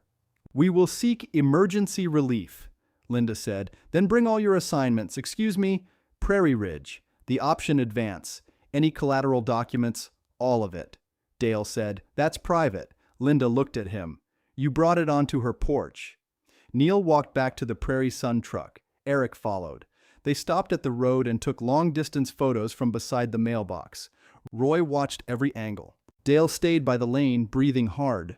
Vanessa came toward Edna after a minute. Dale did not stop her. "Did you know this would happen?" Vanessa asked. "No," Linda did. Linda reads faster. Vanessa looked down at the gravel. "Prairie Sun froze the next payment." "When?" "Just now." Neil told Dale last night it was possible. This morning made it real. "How much?" $250,000 at site certification. Edna took that in. "And Prairie Ridge? They wanted their first repayment after that." "How much?" $75,000. Roy heard it. So did Linda. Dale swung around. "Vanessa." She looked at him. She asked, "You don't get to say our business. Our business is standing in her driveway." Voss came between them fast. "Stop talking." Vanessa laughed under her breath. It was not happy. "That's all we've done." Dale pointed at Edna. "She caused this." Vanessa's voice cracked. "No, we borrowed against land we hadn't closed." Dale looked struck. "Not sorry." Struck. Edna said, "Vanessa, go home." Vanessa looked up. "Not because I forgive you," Edna said. "Because you need to read what he signed," Voss said. "Mrs. Kessler." Edna did not look at him. "You're paid to quiet women. I'm not yours." Roy murmured, "Careful?" She gave him a side look. "I know. That almost pulled a smile from him. Neil came back from the road with Eric. "We are suspending field activity pending title review," Dale said. "For how long?" Neil said. "Until our council clears access. That could kill the schedule. Then clean the title." Dale turned toward Edna. "Sell the 40. "No, you haven't heard the price." "I heard 30,000 yesterday. That was before." Edna's eyes moved to Neil. "What is access worth?" Neil did not answer right away. He looked at Linda. Linda looked back without helping him. "Depends on final layout," he said. "Say the range," Edna said. Neil exhaled. "Without that route, redesign may require a new interconnect study, additional county road improvements, and a longer private road." "Money," Edna said. "Yes. How much?" Eric spoke before Neil could stop him. "Could add 600 to 900,000. Dale went still. Roy looked at Eric. "Thank you." Eric realized he had stepped wrong. "That's preliminary," Linda said. "Preliminary is still English." Edna looked at Dale. $4 bought a long road. Dale's mouth opened, then closed. Neil gathered his team. "We will be in contact with council. Use the front door next time," Edna said. "Yes, ma'am?" The Prairie Sun pickup pulled out. Voss walked to Dale and spoke low. Vanessa stayed where she was. She watched the truck leave, and the fight seemed to drain from her shoulders. Roy pulled up the twine and flags. "Leave one," Edna said. He held the last orange flag. "Where?" "By the lane." Roy pushed it into the ground at the exact place the gravel narrowed. Dale saw it and shook his head. "You're enjoying this." Edna walked toward him, slow enough that Roy almost moved with her. She stopped just short of the flag. "Do you remember your father teaching you to set corner posts?" Dale's face hardened. "Don't. He made you dig 3 times. I said don't. You kept cutting the hole wide at the top." Dale looked away. "He told you the bottom carries the fence." Vanessa wiped under one eye and turned toward the SUV. Edna said, "You built this wide at the top." Dale's voice dropped. "I needed one clean win." That was the first honest thing he had said in days. It did not soften the papers. It did not put money back, but it reached the ground. Edna said, "Then you shouldn't have built it on me." Voss called from the sedan. "Dale." Dale walked away without another word. After they left, the yard went too quiet. Linda stood beside the porch, checking her notes. Roy leaned on the fence, eyes on the tower. Edna said, "What happens now?" Linda closed the folder. "Prairie Sun will ask for a meeting. Voss will file first unless he can scare us without filing. Can he?" "No," Roy said. "Don't answer too fast." Linda looked at him. "He can make noise. Noise costs money." Edna touched her purse. "How much money?" "My retainer is covered for now." "By who?" Linda's face stayed businesslike. "By a check Walter wrote in 2019. Edna stared at her. Roy straightened. Linda reached into the folder and removed a photocopy. "Walter paid me $5,000. He called it future nuisance." Edna took the page. Walter's signature sat at the bottom. The memo line read, "Kessler Tower Matter."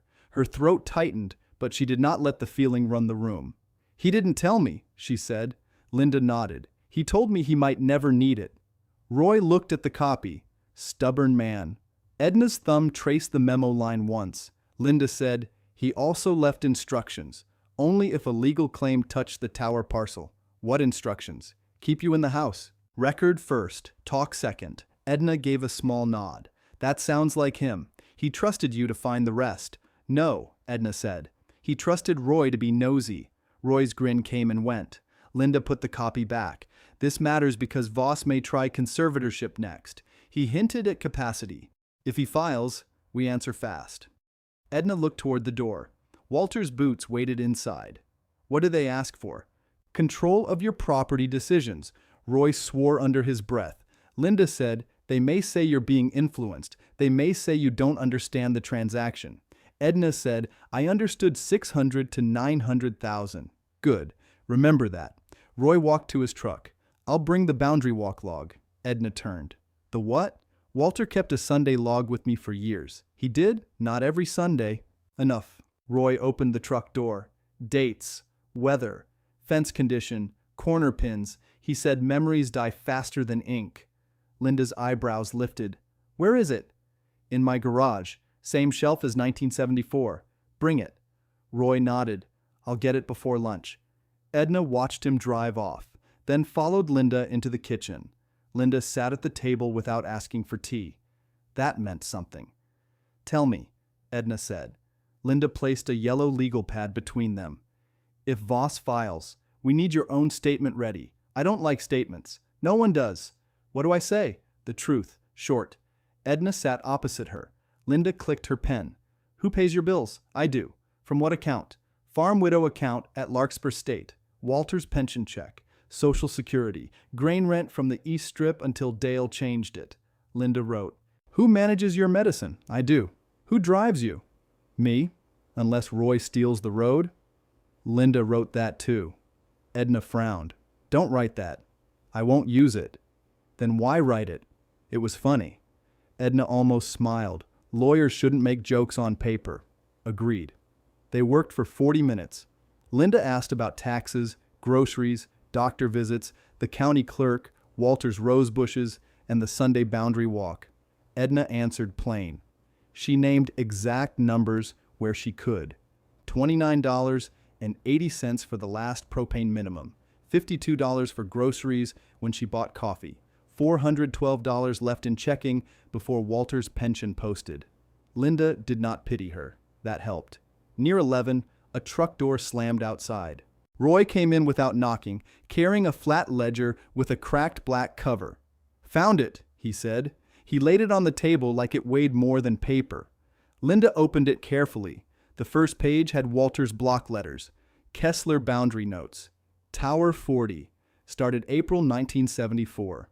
Edna read the words twice. "Tower 40, she said. Roy nodded. That's what he called it. Linda turned pages. Dates filled the ledger. Some entries were simple. South fence tight, west pin visible, tower panel sealed. Others had names. June 18, 1974. Jensen inspected tower box. County claim withdrawn pending correction. Linda looked up. "This matches the Polaroid." Roy pointed to another line. "Read August." Linda read aloud. August 2nd, 1974. Met Boyle at clerk's office. Correction plat accepted but not indexed to farm sale records. Edna said, "Boyle?" "The older Boyle," Roy said. "Auctioneer's father." Linda's pen stopped. Edna saw that. "What?" Linda turned another page, then another. If the correction plat was accepted but not indexed, Dale's title search may have missed it. "He didn't do one," Edna said. "Prairie Sun did." Roy tapped the ledger. "Not deep enough." Linda leaned back. This is why Voss can argue confusion in the records. But it also helps us. How?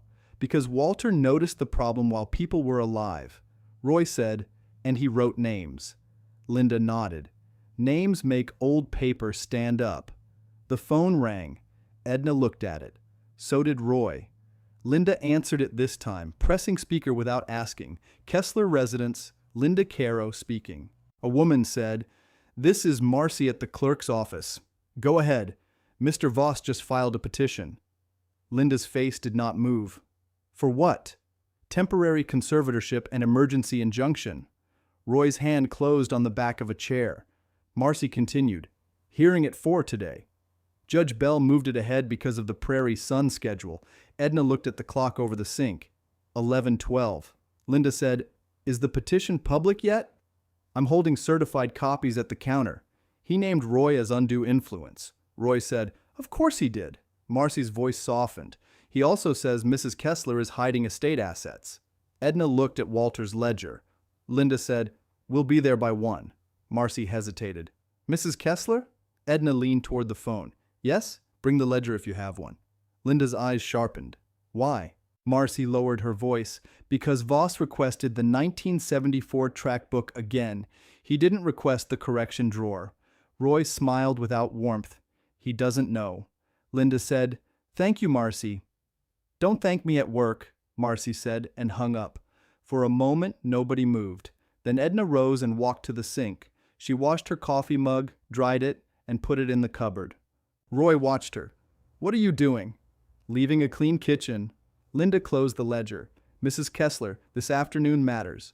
I know, this isn't the final title fight, but if they get temporary control, they'll try to sign around you." Edna turned from the counter. Then they won't get it. Roy held up the ledger. I'll carry this. No, Edna said. He stopped. She took the black ledger in both hands. Walter carried it long enough. Linda gathered the recorded patent, the Polaroid copy, the shutdown letter, the assessor note, and the new ownership affidavit. She slid them into a red folder and wrote one word on the tab. Tower. Edna changed her cardigan for the navy one with good buttons. She put the courthouse receipt in her purse. Then she stood at the open door and looked down at Walter's boots. Roy said nothing. Edna reached down, took one bootlace between her fingers, and tucked it inside the boot so it would not drag. Still there, she said. The courthouse in Larkspur Hollow looked smaller the second time that week, or maybe Edna had become less willing to be sized by it. At 1:30, Linda walked her through the side entrance. Roy carried the red folder. Edna carried the black ledger. Marcy met them near the records counter and handed Linda the certified petition. They're upstairs, Marcy said. Who? Dale, Vanessa, Voss, and a man from Prairie Ridge. Linda's eyes narrowed. Name? Caleb Strain. Roy muttered. Sounds expensive. Marcy glanced toward the stairwell. He asked where Mrs. Kessler was. Edna said, he can keep asking. They took a bench outside the hearing room. Linda read the petition fast. Roy read over her shoulder. Edna did not read it at first. She watched Dale through the glass in the door. He stood near the front row with Voss. Vanessa sat alone 2 seats behind them. A narrow man in a gray suit stood by the wall, holding a leather portfolio. Prairie Ridge, Edna thought. He did not look at anyone unless they owed him. Linda handed Edna the petition. You should see the words, she said. Edna put on her reading glasses. The page said Dale Kessler sought temporary conservatorship over Edna M. Kessler's real property decisions. It said she had become confused after Walter's passing. It said Roy Hutchins had isolated her. It said the water tower parcel belonged in the estate. It said emergency action was needed to prevent substantial financial harm. At the bottom, Voss had signed his name clean and large. Edna took off her glasses. He spelled my middle initial right. Roy blinked. That's what you got? If a man wants my land, he can learn the rest too. Linda's mouth twitched. Good. Keep that tone, but less. The bailiff opened the door at 3:58. Bell is ready. Judge Miriam Bell sat high but not far. She had gray hair cut at her chin and a reading habit that made silence feel useful. The room had 9 people in it besides court staff. 2 farmers from the morning tagline had somehow found seats in the back. Boyle was there too, hat in his lap. Edna sat at Linda's table. Roy sat behind her. Dale sat across the aisle with Voss. Vanessa stayed behind them. Caleb Strain sat at the end, still holding his portfolio. Judge Bell looked over the file. Mr. Voss, this was filed today? Yes, Your Honor. And you asked me to take property decisions from a 71-year-old woman by supper. Voss stood. Temporarily, Your Honor. That word does work for you. A few people shifted. Dale looked at the floor. Voss began. He spoke of risk, urgency, the Prairie Sun solar option, the $1.3 million, the 600 acres, the access road, and Edna's recent actions. He said Roy had inserted himself. He said Linda had rushed filings to cloud title. He said Edna had rejected a reasonable family settlement. Judge Bell listened. Then she looked at Linda. Response. Linda stood. Mrs. Kessler owns the disputed 40. She recorded evidence yesterday. She denied access today. That is not incapacity. That is ownership. Voss said, the 40 is disputed. Judge Bell raised a hand. You'll get your turn again. Linda placed the recorded patent on the table. Not the original, the certified copy. This is the 1962 homestead patent, she said. Walter A. Kessler and Edna M. Kessler. The legal description includes the Tower 40. Voss stood. We dispute interpretation. Linda placed the Polaroid beside it. This is Walter Kessler, with County Engineer Harold Jensen on June 18, 1974. The access panel is open. The tower box is visible. Judge Bell leaned forward. Linda placed the ledger down last. And this is Walter's boundary ledger, started in April 1974. Voss frowned. That was the first time Edna saw him surprised. Judge Bell looked at Dale. Did you know about this ledger? Dale said, No, Your Honor. Edna said, He didn't look. Linda touched Edna's sleeve under the table. Judge Bell heard it anyway. Mrs. Kessler, you'll get a chance. Caleb Strain stood suddenly. Your Honor, Prairie Ridge Capital requests to be heard. Judge Bell looked at him. You are not a party. Our collateral may be impaired, then you may sit impaired. Roy covered his mouth. Caleb sat. Judge Bell opened the ledger. The courtroom went quiet. Pages turned. Paper made the only sound. Then the judge looked at Edna. Mrs. Kessler, stand if you're able. Edna stood. Her knees complained, but they held. Who pays your household bills? I do. Who found the tower documents? I did. Who told you to record them? Linda did. Did you understand why? Yes. Tell me. So nobody could pretend later. Judge Bell wrote something. Voss stood. Your Honor, this is rehearsed. Judge Bell looked over her glasses. So was your petition. He sat. Judge Bell turned back to Edna. Do you know what your son offered you? $30,000 in utilities? Do you know what Prairie Sun said redesign might cost? $600,000 to $900,000. Dale's head came up. Judge Bell looked at Eric Mullen, who had slipped into the back row. Is that your number? Eric stood awkwardly. Preliminary range, Your Honor. Thank you. Sit down. Judge Bell closed the ledger halfway. Mr. Kessler, Dale stood. You ask for control of your mother's property decisions. Did you disclose the Prairie Ridge assignment in your petition? Voss rose. Your Honor, that financing is separate. Judge Bell did not look at him. Mr. Kessler? Dale swallowed. No. Did you spend the option advance? Some? How much? Voss said. Objection. This is not a jury, Mr. Voss. Dale stared at the table. 112,000. Judge Bell wrote again. Vanessa covered her mouth. Judge Bell said, Mrs. Kessler appears to understand the land, the money, the documents, and the people asking for them. That is more than I can say for this petition. Voss stood slowly. Your Honor, the request for temporary conservatorship is denied. Edna did not move. Judge Bell continued. The emergency injunction is denied without prejudice. Title may be litigated properly. Access may be negotiated properly. But this court will not remove a competent woman's voice because her son signed faster than he searched. The room held still. Then Judge Bell looked at Edna. Mrs. Kessler, keep your records available. I will. Voss gathered his papers with stiff hands. Dale did not stand right away. He sat as if the bench had taken something from under him. Edna picked up the black ledger. She turned toward the aisle. Dale looked up at her then. For 1 second he looked like the boy with the bad fence hole. He whispered, Mom. Edna stopped. The courthouse room was the same one where he had laughed. Same walls, same old clock, same county dust on the window ledge. Dale's voice went rough. It was just a water tower. Edna held the ledger against her cardigan. No, Dale, she said. It was $4. Then she walked out while the room stayed quiet behind her. The hall outside Judge Bell's room filled too fast. People did not crowd Edna. They only stood where she had to pass. Boyle held his hat against his chest. The 2 farmers from the back row watched the floor until she came near. Then one of them gave a small nod. Mrs. Kessler, Boyle said. Edna stopped. Mr. Boyle, my father should have indexed that correction right. Maybe. He told stories about Walter. Boyle swallowed. He said Walter knew lines better than some men knew their children. Roy said, he did. Boyle looked at the black ledger. If you need my father's old auction files, I'll open them. Linda stepped closer. Do you still have them? Basement, tin drawers, moldy as sin. Don't throw anything out. I won't, Edna said. Thank you. Boyle put his hat on. No, thank Walter. They moved toward the stairs. Behind them, Dale came out of the hearing room with Voss at his shoulder. Vanessa followed, pale around the mouth. Caleb Strain came last, already on his phone. Voss saw Linda and lifted one hand.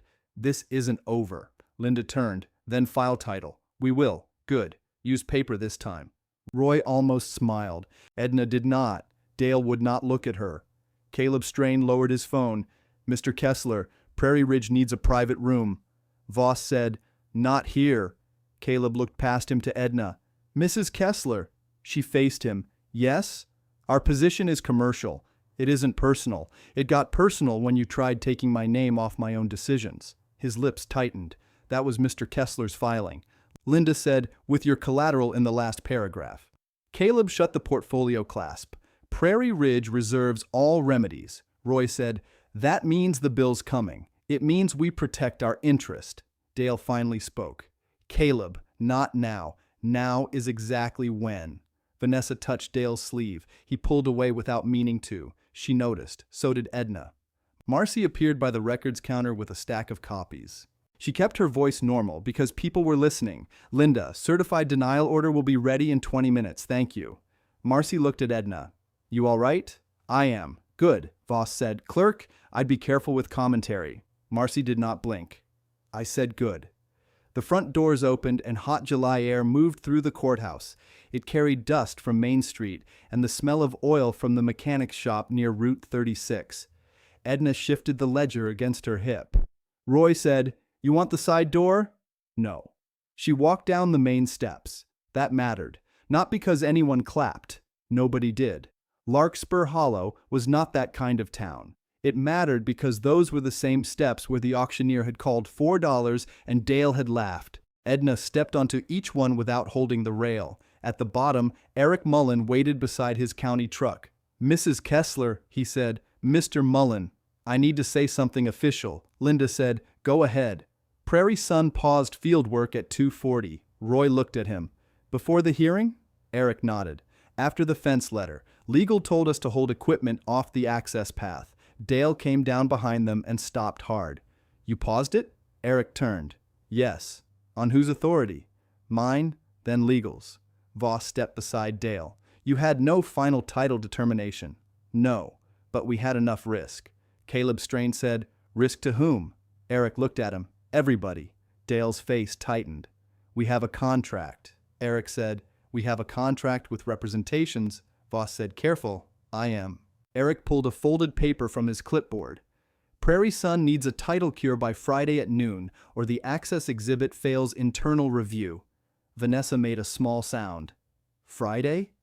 Dale looked at Voss. You said we had time. Voss snapped. We do. Eric did not raise his voice. Not with our board packet. The route goes through the Tower 40. Without it, engineering redesign is not approved. Edna said, is that a cancellation? No, ma'am. It is a pause, but it triggers the cure clause. Linda held out her hand. Copy. Eric gave it to her. I also need to say I should have asked better questions before. Yes, Edna said. He took that without flinching. Yes, ma'am. Caleb stepped toward Dale. We need to discuss the advance. Dale said, I know. No, you need to hear it now. If Prairie Sun issues notice, Prairie Ridge can demand repayment of the assigned proceeds. Vanessa whispered, how much? Caleb looked at her then. The full secured amount, $198,000 plus fees. Her hand went to her throat. We didn't get that much. You pledged more than the option deposit. Dale said, stop talking. Caleb closed the portfolio. You should have stopped signing. That landed harder than shouting. Dale looked at the courthouse steps, then toward Edna. His mouth opened, but nothing came out. Linda folded the cure notice into the red folder. Mrs. Kessler, we're leaving. Roy opened the truck door for Edna. She paused before getting in. Dale. He looked up. You have Walter's grain keys? His brow creased. What? The keys from the East Bin office. The set with the blue tag. Vanessa stared at him. Voss looked annoyed. Caleb looked interested. Dale said, why? Because that office is still on my side of the fence. Roy said, it is. Dale rubbed his forehead. They're at the farm. Bring them by 6. Mom, I have bigger problems. So do I. Mine have locks. For a moment, it looked like he might argue. Then he nodded once. Edna got into Roy's truck. Linda followed in her own car. Nobody spoke until they passed the shuttered Pruitt grain elevator, its old sign half-flaked but still readable from the road. Roy kept both hands on the wheel. You held up. So did you. Judge nearly took my head off in there. You deserved half. Fair. The tower came into view beyond the fence line. It stood plain and rusted above the grass. Not pretty, not proud, just there. Edna watched it through the windshield. Roy said, we should move the original patent tonight. It's already in Linda's safe. The ledger too? No. He glanced at her. Edna. Walter kept it in the house. Walter also hid a deed in a tower. Then he had range. Roy laughed once, then quieted. Voss won't quit. I know. You sure you're ready for Dale tonight? No. Want me there? Yes. That was all. At the house, Linda parked by the porch and came in with the red folder. Edna set the black ledger on the kitchen table. The room looked the same as it had that morning. Clean mug in the cupboard, sink wiped dry, Walter's boots by the door. Linda put the Prairie Sun cure notice beside the denial order. Friday at noon changes the pressure, she said. Roy leaned on the counter. Pressure on Dale. And on us, Linda said. They may offer a license. They may threaten damages. They may try to buy fast. Edna sat. What is the number now? Linda looked at Eric's notice again. For access control alone, not ownership, 6 figures is plausible. For purchase, more. Say it plain. Do not sign anything under independent appraisal, Roy said, and don't meet them alone. Edna nodded. What does independent cost? Linda said, a rural right-of-way valuation can run $2,500 to $5,000. Edna's eyes moved to her purse. Linda saw it. Walter's retainer covers legal, not appraisal. Roy said, I'll cover it. No. Edna, no. Linda said, there may be another way. Prairie Sun can pay for a neutral appraiser if both sides agree to the scope. Then they own him, not if the court appoints him. Roy pointed at her. That's better. Edna said, does it cost me today? No. Then ask. Linda wrote it down. I will. A truck slowed outside near 6. Its brakes squeaked once.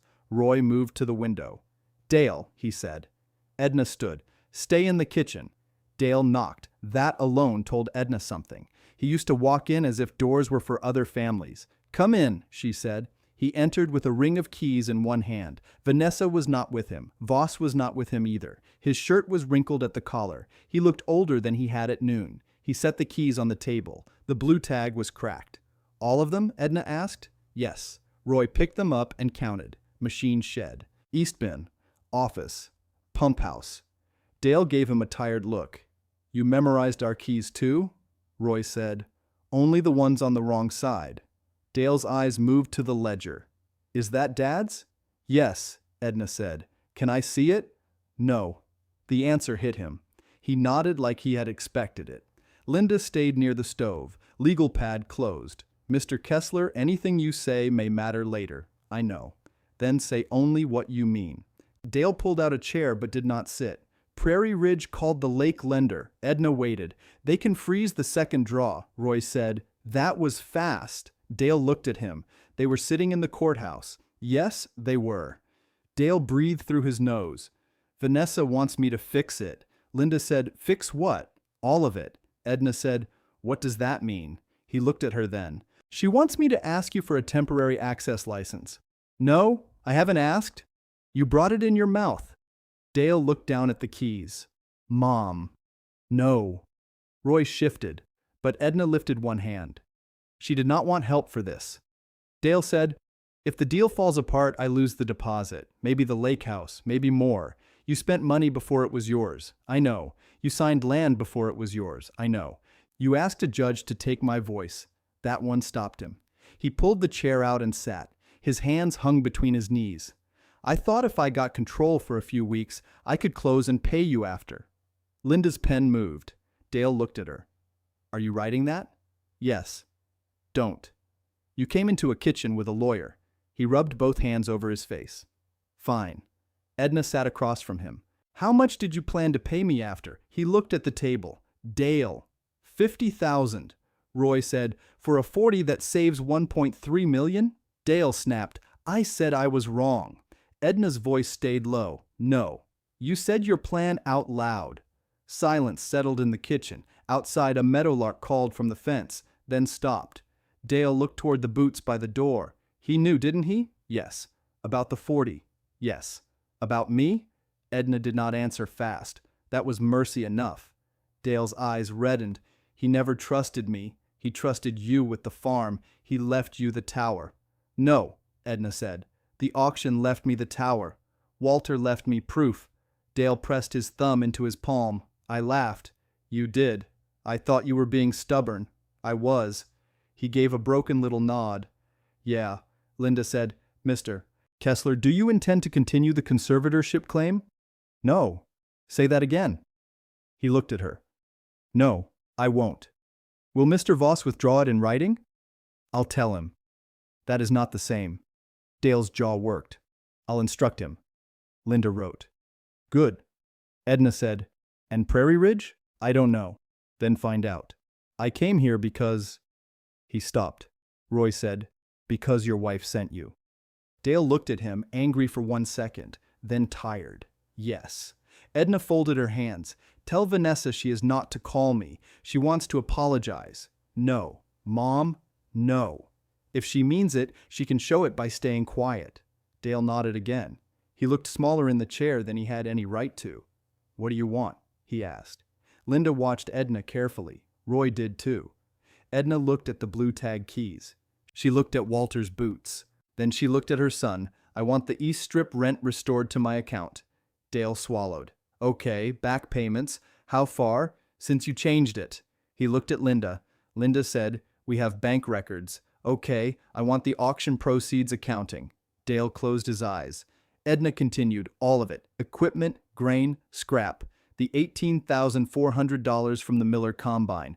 The $6,750 from the sprayer. The $940 for Walter's hand tools. Dale opened his eyes. You knew? I can read a sales sheet, Roy said, and I can hear a flatbed. Dale looked at the floor.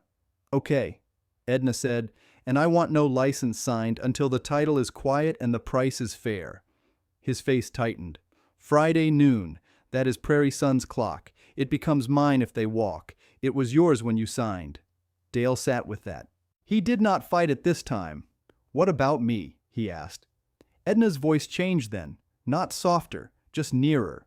You can bring records. You can stop lying. You can quit using lawyers to speak cruel for you. Dale looked up.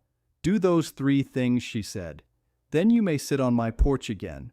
His mouth trembled once. He pressed it flat. Not inside? Not yet. Roy looked away. Linda capped her pen. Dale stood slowly. I'll bring the records tomorrow. By 10. Okay. He moved toward the door, then stopped at Walter's boots. His eyes stayed on them. I took his fence pliers, he said. Edna's face went still. Roy said, from where? The truck. After the service. I thought… He shook his head. I don't know what I thought. Edna said, bring them. I will. No. Bring them tonight. Dale turned. Tonight? Yes. He nodded. I'll go get them. Leave them on the porch. He opened the door. Hot air entered the kitchen. Mom? She waited. I'm sorry for the courthouse steps. Edna held his eyes. Which time? He flinched. It was deserved. Both, he said. She nodded once. Bring the pliers. Dale left. Roy watched the truck pull away. That was more than I expected. It was less than I needed, Edna said. Linda closed her folder. But it was a start with receipts attached. Edna picked up the blue tag keys and put them in the drawer beside the stove. She had not used that drawer since Walter. It stuck halfway, then gave. At 8:15, headlights crossed the curtains. No one knocked. A small metal sound came from the porch boards. Then the truck backed out and left. Roy opened the door. Walter's fence pliers lay on the top step. The handles were worn smooth. A folded paper sat under them, held down by the weight. Roy picked up the pliers. Edna took the paper. It was not an apology. It was a bank counter slip. Dale had written 3 numbers on the back. East Strip rent, $7,800. Tool sale, $940. First return Friday, $8,740. Linda read it over Edna's shoulder. That is useful. Roy handed Edna the pliers. These belong by the boots. She held them a moment. The metal was still warm from Dale's truck. No, she said. She walked to the kitchen drawer and laid them beside the blue tag keys. Roy frowned. Not with Walter's boots. Those are waiting for nobody. Linda looked at her, then down at the drawer. Edna shut it. Tools work. The next morning came clear and hard. Edna rose before sunrise. She filled the watering can at the outside spigot and walked to Walter's rose bushes along the fence line. Roy's truck was gone from the drive. Linda's sedan was gone too. The house was quiet. She watered each bush at the roots, not the leaves. Walter had told her that in 1981, after she drowned the first yellow rose. A county truck rolled slowly past the road, then stopped. Eric Mullen got out with a post driver and 2 orange stakes. He stayed by the ditch until Edna looked over. "Morning," he called. "Morning. Permission to mark the no-entry edge? On whose order?" "Mine. Pending legal survey." Edna set the watering can down. "Use the old fence line." "Yes, ma'am." He drove the first stake near the corner, then the second. He tied orange tape between them. It snapped in the wind and pointed toward the tower. A minute later, Roy's truck came over the rise from the direction of Pruitt Grain. He parked by the road and got out with coffee in one hand and a roll of flagging tape in the other. "I see he started without me," Roy said. Eric said, "I feared supervision." "You should." Edna picked up the watering can again. "Don't move my fence." Roy looked offended. "Edna, I said it so he'd hear."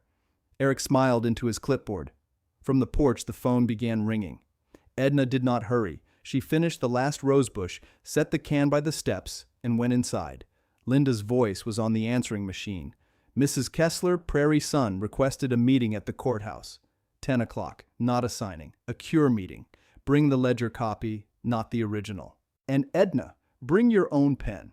The machine clicked off. Edna stood beside Walter's boots, one hand on the table, listening to the empty room after the message. Then she opened the kitchen drawer. The blue tag keys were there. The fence pliers were there. Under them sat the courthouse receipt, the copy of Dale's first repayment note, and the plain black pen she used for checks. She took the pen first, then the keys. Outside, Roy was arguing with Eric about a stake placed 3 inches too far south. Edna stepped onto the porch. Roy looked up. "What did Linda say?" "Courthouse." 10. Eric lowered the post driver. "Prairie Sun?" "Yes." Roy wiped his hands. "Signing?" "No." "What then?" Edna looked past them to the tower, where the orange tape moved in the wind around the ground Dale had thought was worthless. "They want a cure," she said. Roy's face changed. "And what do you want?" Edna slipped the black pen into her purse. "The same thing Walter wanted," she said. "The line right." At 9:30, Roy drove Edna past the Pruitt Grain elevator and onto Route 36. The old sign flashed by the window, white letters on gray metal. Pruitt Grain and Feed, 1949. Eric followed in a county pickup with the orange stakes in the bed. Edna sat with the ledger copy in her lap. Linda had made 3 copies at her office and stamped each page with the date. The original stayed locked away.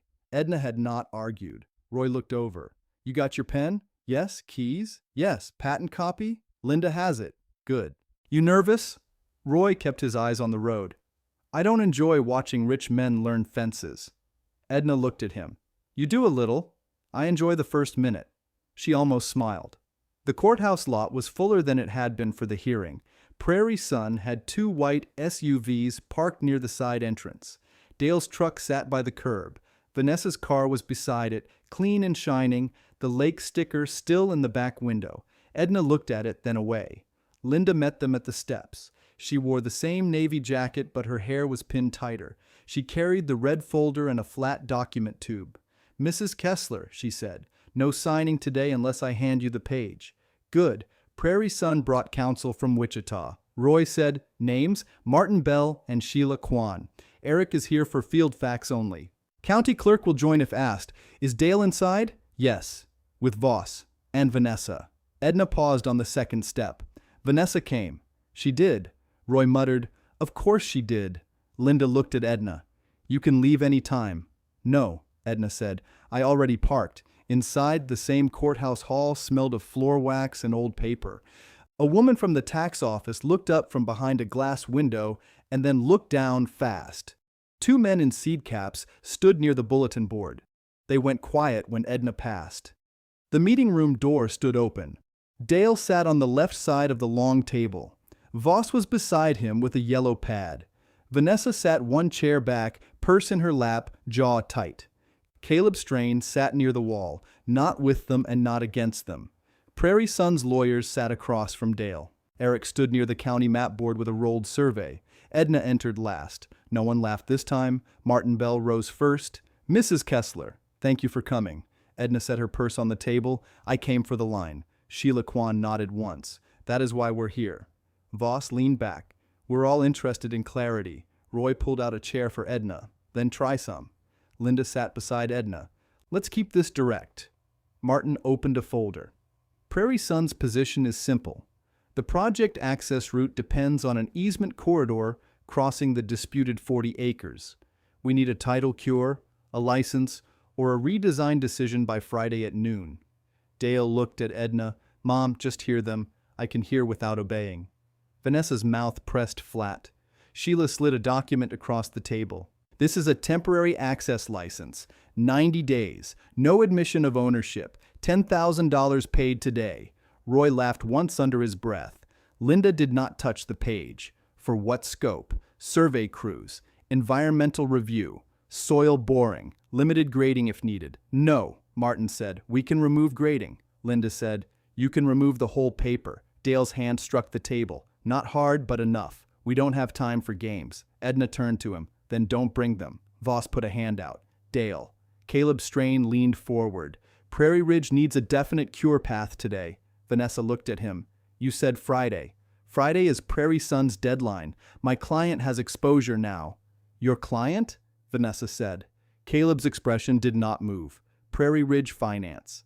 Dale rubbed the back of his neck. Martin looked between them. We are not here to discuss Prairie Ridge. Linda said, It matters if pressure is being used. Voss said, Pressure exists because your client is obstructing a lawful transaction. Roy set both palms on the table. No, your client sold what he didn't own. Allegedly, Voss said. Eric unrolled the survey and pinned the corners with coffee mugs. May I? Martin nodded. Please. Eric tapped the map. The proposed access road enters from the section road here. It crosses the Kessler Quarter along the existing farm lane, then cuts toward the Tower 40. Our earlier exhibit assumed the Tower Tract was a defunct water district remnant inside Dale Kessler's conveyed land. Linda said, And now? Now the old fence, the patent call, and Mr. Hutchins's plat book disagree with the tax roll. Voss said, Tax rolls are public records. Roy said, Tax rolls are bills. They are not deeds. The county clerk appeared in the doorway then. Marlene Pike wore reading glasses on a chain and carried a thin binder. She looked at the room and then at Linda. You asked for me? Linda stood. Thank you, Marlene. We may need record verification. Voss shifted. This is still an informal meeting, Marlene said. Then informally, don't ask me to pretend records aren't records. A small sound moved through the room. It was not quite laughter. Martin Bell folded his hands. Mrs. Kessler, we recognize there is a complication. Prairie Sun is prepared to compensate you for a temporary bridge while title is resolved. Edna said, How much is the road worth? That depends on final design. Say today's number. Sheila said, For a short-term license, $10,000. For permanent access, we would need appraisal. Roy looked at Edna. There it is. Edna kept her eyes on Martin. You need the land before you know the price. We need to preserve the schedule. Whose schedule? Our boards. Dale's banks. Martin paused. Those are separate, not in this room. Vanessa leaned forward. Mrs. Kessler, nobody wants to cheat you. Edna looked at her until Vanessa sat back. No, Edna said. You wanted quiet. Dale said, Vanessa didn't sign the sale papers. Linda opened the red folder. She signed the Prairie Ridge collateral acknowledgement. Dale turned. What? Caleb Strain looked at Vanessa. Vanessa looked at the table. Linda slid a copy toward Dale. Page 4. Spousal acknowledgement. Lake property advance tied to projected option proceeds. Dale picked it up fast. His eyes moved over the page. Vanessa. She whispered, Voss said it was standard. Voss said it was a financing attachment. Caleb said it was a pledge. Dale stared at Vanessa. For the first time, Edna saw the lie had not all run in one direction. Martin Bell cleared his throat. Again, Prairie Sun is not a party to that loan. Linda said no, but Prairie Sun's deadline is being used to force my client into a cheap license. Sheila Kwan took the license back. Then let's discuss a neutral appraisal. With court appointment, Linda said, agreed in principle. Martin looked at Sheila. We can agree to scope. Voss cut in. No. We don't concede ownership. Appraisal gives Mrs. Kessler leverage she hasn't proved. Marlene Pike opened her binder. She has proved enough for me to pull the index. The room went still. Voss turned. Excuse me? Marlene set the binder on the table. I ran the grantor-grantee index after yesterday's hearing. Walter Kessler and Edna Kessler show no deed out for the Southeast 40 tied to the 1962 patent call. Dale's face changed. No deed out at all? Not in our county records. Voss said, absence in the index does not settle ownership. No, Marlene said, but it settles whether I found your deed. Roy gave Edna a look. The first door had opened. Linda took the document tube and removed a flat copy. She did not hurry. Edna watched her align the corners with the table edge. This is the recorded copy of the 1962 Homestead Patent, Linda said. Book 41, page 312. Patent Unit RWD 4-1962-KS-17. It carries the original meets and bounds description. Eric stepped closer. Linda placed the page in front of Marlene. Please read the reserving language. Marlene adjusted her glasses. Her finger moved down the page. She read in a low voice at first, then louder. Patent conveys to Walter H. Kessler and Edna May Kessler, husband and wife, as joint tenants, the South Water Service parcel, containing 40 acres more or less, except no conveyance shall occur without executed release by both named patentees or surviving title holder. Dale's chair scraped. Vanessa whispered, surviving title holder? Marlene looked at Edna. That's Mrs. Kessler. No one spoke. The same room had held laughter days earlier. Now it held paper. Voss stood. I need to inspect the original. Linda said, you can inspect a certified copy today. The original is secured. Then this meeting is premature. Marlene closed the binder. The recording stamp isn't premature. Eric leaned over the map. That language explains the old exception line. Martin Bell looked at him. Meaning? Eric tapped the root. Meaning our access exhibit crosses land Dale Kessler could not represent without Mrs. Kessler's release. Sheila said, could we redesign? Eric did not answer fast. Martin said, Eric, not by Friday. Caleb Strain closed his portfolio. The sound was small, but Dale heard it. His eyes went to Caleb. Caleb said, Prairie Ridge will issue demand if option proceeds fail. Vanessa said, you can't do that before closing. We can if the collateral basis was misrepresented. Dale turned on Voss. You said Mom's tower wasn't part of the land. Voss's voice stayed hard. Based on the tax roll and auction schedule. Roy said, you built $1 million deal on a tax bill. Voss looked at him. Retired men should know when to stop talking. Roy smiled without warmth, still waiting to learn. Edna placed her black pen on the table. It made no more sound than a button. Still, everyone looked. Martin Bell said, Mrs. Kessler, what are you asking for today? Nothing today. Nothing, no license, no release, no grading, no keys, no cruise. Dale said, Mom? She did not look at him. Linda said, Prairie Sun may request court-appointed appraisal. Until then, no entry. The no entry edge is marked. Any violation goes straight to the judge. Sheila wrote it down. Martin nodded. Understood. Voss said, we do not agree. Marlene looked at him. You don't have to agree with a fence. You just have to stay off the other side. Dale pushed back from the table. What happens to the option? Martin said, it fails internal review unless cured. Then cure it. Mr. Kessler, you are not the only owner involved. The word owner landed on Edna's side of the table. Vanessa stood so quickly her purse slipped from her lap. A lipstick rolled under a chair. She did not pick it up. This is insane, she said. She bought a tower for $4. Edna finally looked at her. Vanessa's eyes were bright. $4. That's what it was worth. Edna stood. She picked up the certified patent copy and held it flat with both hands. No, she said. $4 is what you checked. The room did not move. Roy's mouth twitched. Linda put one hand on the red folder. Edna slid the patent back to Linda. Then she took her purse, her pen, and the blue tag keys. She turned toward the door. Dale said, Mom, wait. She stopped, but she did not turn. He said, what do I do now? Edna looked over her shoulder. Bring records by 10. Then she walked out. In the hallway, the two men in seed caps stepped aside. One removed his cap without making a show of it. Edna kept walking. Roy followed on her right. Linda followed on her left. Marlene Pike stayed behind long enough to gather her binder. Outside, the courthouse steps were hot underfoot. Route 36 traffic moved beyond the square. A grain truck rattled past toward the elevator road. Roy let out a breath. That was the first minute.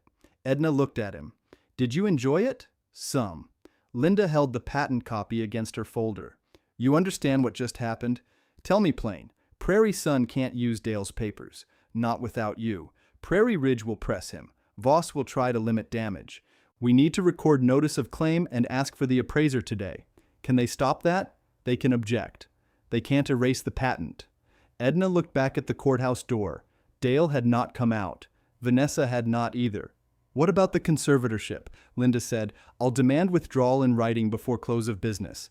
Roy said, if Voss is smart, he'll file it himself. Linda gave him a look. That would require humility. He has shoes for court. Maybe he rented humility too. Edna started down the steps. I want the notice filed. We'll go now. A voice called from the landing. Mrs. Kessler. Caleb Strain came out alone. He held his portfolio at his side. Roy stepped half a pace forward. What? Caleb looked at Edna. Prairie Ridge will demand repayment from Dale and Vanessa, not from you. I didn't borrow it. No, ma'am, but they may ask you to help cure. They can ask. He nodded. I assumed as much. Linda said, is that all? No. Caleb reached into his portfolio and removed a single page. The assignment lists farm proceeds, option proceeds, and one additional collateral item. Dale appeared in the doorway behind him. His face was pale. Edna looked at Caleb. What item? The Kessler grain operating account. Roy's jaw tightened. Walter's account? Caleb said. The current successor account. Linda took the page and read fast. Who authorized this? Caleb looked toward Dale. Dale came down one step. I thought it was mine after the estate transfer.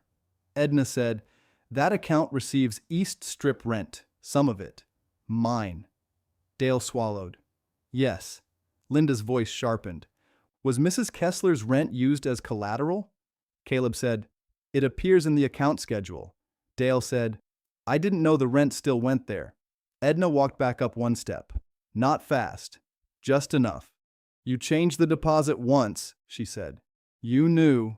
Dale shut his eyes. Vanessa came to the doorway then. Don't say another word. Dale opened his eyes and looked at her. You signed it. Because you told me it was clean. It wasn't clean because I made it dirty first. Voss appeared behind them. Dale, stop. Dale looked at Edna. I'll bring the bank statements. By 10. Today. Linda said, now. Dale nodded. I'll get them. Vanessa grabbed his arm. Dale, he pulled free. No, I'm done guessing which paper saves us. He walked past her and down the steps. His truck unlocked with a chirp. Vanessa stood in the doorway, stranded in public with her purse against her ribs. Edna did not feel victory. She felt the shape of the bill. Linda folded Caleb's page. Thank you for disclosing. Caleb said, I prefer collecting on real collateral.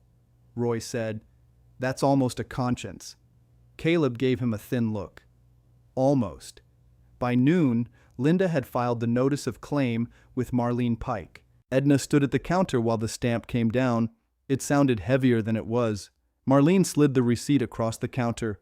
Recording fee is $46. Linda reached for her wallet. Edna stopped her. No. She opened her purse and counted 2 20s, a $5, and $1. The bills were folded flat from long habit. Marlene took them. I'll attach this to the file. Edna said, please do. Marlene lowered her voice. Walter argued this line with the county in 1974, you know. I know. He came in with mud on his boots and a coffee can full of survey caps. Roy leaned in. Brass pins. Fine. Brass pins. Marlene stamped the receipt. He told my father, a wrong line gets meaner with age. Edna looked at the stamp. Roy went quiet beside her. Linda took the receipt and tucked it behind the patent copy. That's staying in the file. They left through the side door. Eric was in the lot with his county truck, phone to his ear. He ended the call when he saw them. Prairie Sun pulled crews from the Kessler route, he said. Linda asked, all crews? Survey and environmental. Engineering wants a redesign estimate by morning. Roy said, that's not possible. No, but they want the cost. Edna looked toward the west road. How much? Eric hesitated. Say it. Preliminary detour adds about $780,000. Maybe more if the soil report is bad. Linda said, that changes appraisal. It changes everything. Roy crossed his arms. And your 10,000 license. Eric looked ashamed. Yes. Edna nodded once. Thank you, he said. Mrs. Kessler. I should have walked the old fence before I signed the exhibit. Yes, I won't miss it again. Good. At 1:30, Dale pulled into Linda's office lot with a banker box on the passenger seat. He came alone. Edna and Roy were already inside, sitting in two chairs that faced Linda's desk. The office window looked toward the courthouse square. Dale carried the box in both hands. It was taped at the bottom. Linda pointed to the table. There.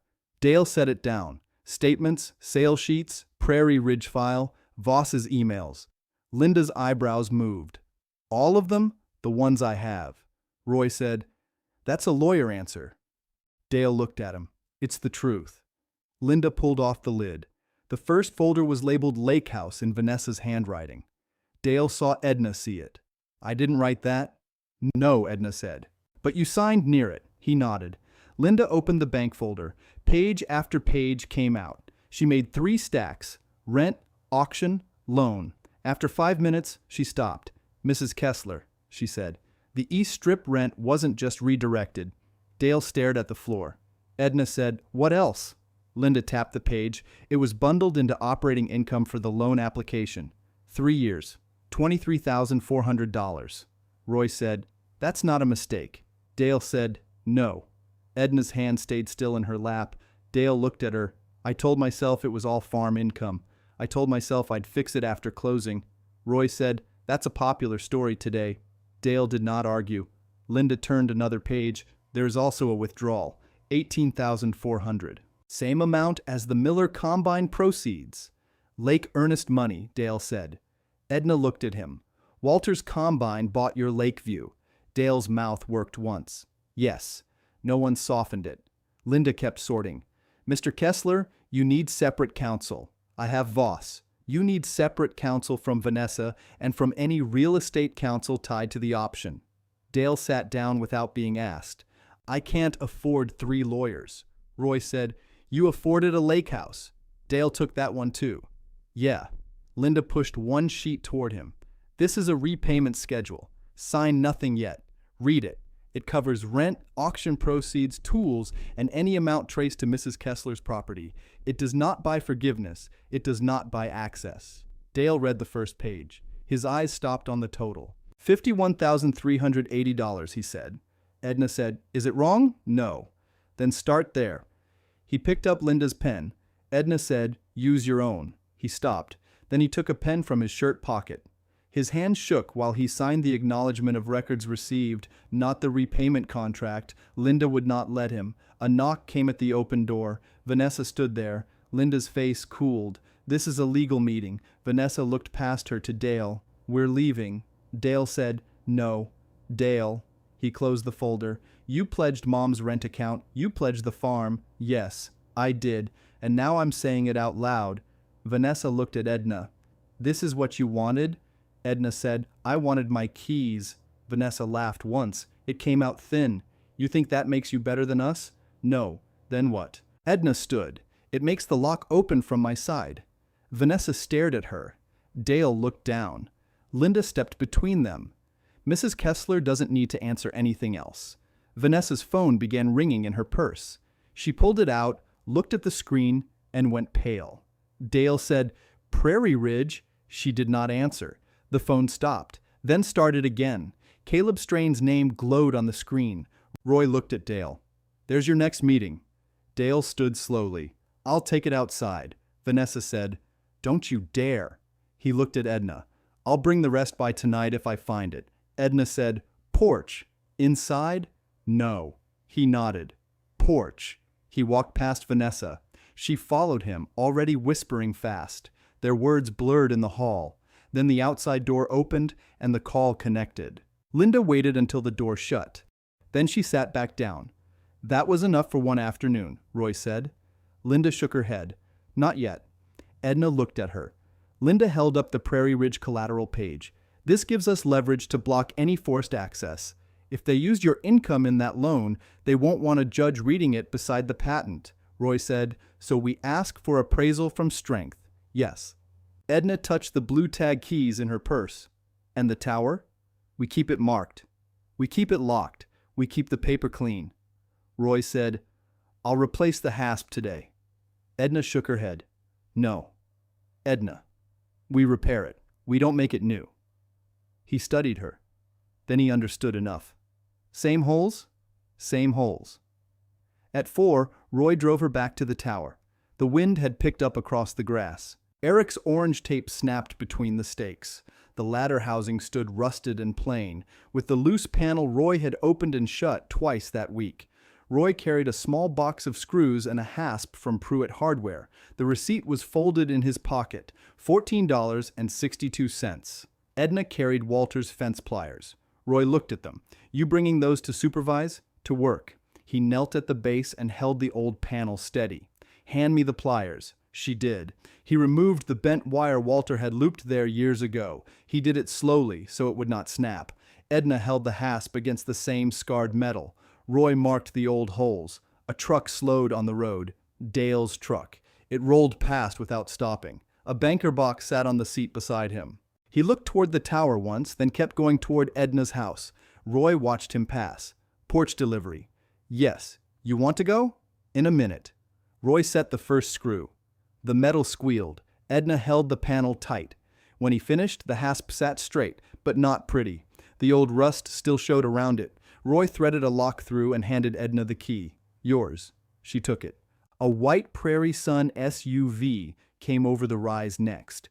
Eric was driving. He stopped by the ditch and stayed inside until Edna looked over. Then he got out and raised one hand. No entry, he called. Just bringing notice. Linda's sedan pulled in behind him before Edna could answer. Linda got out with her folder. Eric handed her a page first. Official route suspension. Effective today. Linda read it. Good. Eric looked at Edna. Board is authorizing neutral appraisal request. They know the detour number. Roy said, 780,000 talks. Eric said, louder than I do. Linda handed the notice to Edna. This confirms no Prairie Sun personnel on the Tower 40 without written permission. Edna read the first line, then the signature, Martin Bell, Sheila Kwan, dated that day. Keep it, Linda said. Edna folded it and put it in her purse with the key. Eric glanced at the new hasp. Looks secure. Roy said, looks old. That too. Edna looked up at the tower. Sun hit the tank and showed every streak of rust. Rural Water District Number 4 was still faint on the side. The paint had peeled until the letters looked broken. Linda followed her gaze. We may need photographs before anyone touches it. No paint yet, Edna said. Roy said, who said paint? The paper will. Linda smiled a little. Eventually. Edna looked at the base of the tower, then at the old fence line. It was never about the tower. Roy waited. Edna put the key into her purse. It was about who kept the paper. No one answered right away. Then Linda said, that's a good line for court. It's not for court. Roy picked up his tools. Where now? Home. At the house, Dale had left the banker box on the porch. On top sat a clean envelope with Edna written on it. No mom, no explanation, just her name. Roy picked up the box. Heavy. Kitchen table. Linda opened the envelope while Edna stood beside Walter's boots. Inside was a cashier's check for $8,740. The memo line read, first return. Linda turned it over. This matches the note. Roy said, bank check, not a promise. Edna took it. Good. There was another paper behind it. Dale had written in blue ink. Found Dad's fence ledger in my shop cabinet. I don't know why I had it. I didn't read it. It's in the box. Edna looked at Roy. He was already cutting the tape. Inside were folders, sales sheets, and at the bottom, a green ledger with a cracked spine. Walter's handwriting showed on the cover. Fence and Water, 1974 forward. Roy did not touch it at first. Linda said, Mrs. Kessler? Edna reached in and lifted it out. It smelled of dust and machine oil. She opened the first page. Walter had written one sentence at the top. If the tower goes cheap, the land didn't. Roy looked away for a second. Linda read it twice. That explains why he kept two ledgers. Edna closed the cover. No, it explains why he married me. Roy laughed softly. Then he coughed and turned toward the sink. Outside, the evening light reached the rose bushes. Edna set the cashier's check beside the blue tag keys, the tower key, and Walter's fence pliers. Linda tapped the check. Deposit this tomorrow. Separate account. At Farmer's State? Yes, in your name only. Roy said, I'll drive. Edna said, no, I can drive. Roy nodded. Then I'll follow. Linda gathered the Prairie Sun notice. I'll file the appraisal request first thing. Edna looked at the green ledger. And this? Linda's voice stayed careful. We copy it. Then we use what matters. Roy said, Walter mattered. Yes, Linda said, but judges need page numbers. Edna opened the ledger again. The last page had one final entry. The date was from 2 months before Walter went into the hospital. Tower panel checked. Patent dry. Pin in oilskin. Edna knows enough. Edna's hand rested on the page. Roy read it over her shoulder. He trusted you. She closed the ledger. He knew me, she said. A truck sounded on the road again, slower this time. Dale pulled in but did not come up the steps. He stood by his open door with his cap in both hands. Roy moved toward the porch. Edna stopped him. Stay here. She went out alone. Dale looked at the boards under his boots. Did you get the check? Yes. I found the ledger. Yes, I didn't know it was there. Edna waited. He looked up. I might have known if I'd looked. Yes. Vanessa was not in the truck. That mattered. Not enough, but it mattered. Dale said, Prairie Ridge served demand. Voss quit the conservatorship filing. Linda will get the paper. Good. I have to sell the lake place before we close on it. That seems wise. He gave a small nod. Vanessa's mad. At me. At everybody. That is busy work. Dale looked almost like he might smile, but he did not earn it. I'll bring more records tomorrow. By 10. Porch? Porch. He nodded. Then he looked past her into the house. Walter's boots were visible by the door. I don't get to sit there yet, he said. No. Will I? Edna held the porch rail. Bring records. Pay what you owe. Stop letting Vanessa spend my silence. He swallowed. Then you may sit on the porch, not inside. Not yet. Dale nodded. Okay. He stepped back from the porch, then stopped. Mom? She waited. $4 wasn't what it was worth. Edna looked at him for a long moment. No, she said. It was what you checked. He took that with him. His truck backed down the drive and turned toward Route 36. Edna stayed on the porch until the taillights passed the road to Pruitt Grain. Inside, Roy stood by the kitchen table with the green ledger open to the first page. Linda had already started making a list of copies. Roy said, Tomorrow will be ugly. Edna stepped back into the kitchen. Maybe. Linda looked up, but today was clean. Edna opened the drawer beside the stove. She laid the new tower key beside the blue tag keys and Walter's fence pliers. Then she put the cashier's check under the courthouse receipt. The drawer stuck halfway, then gave. She shut it with one hand. Tools work, she said.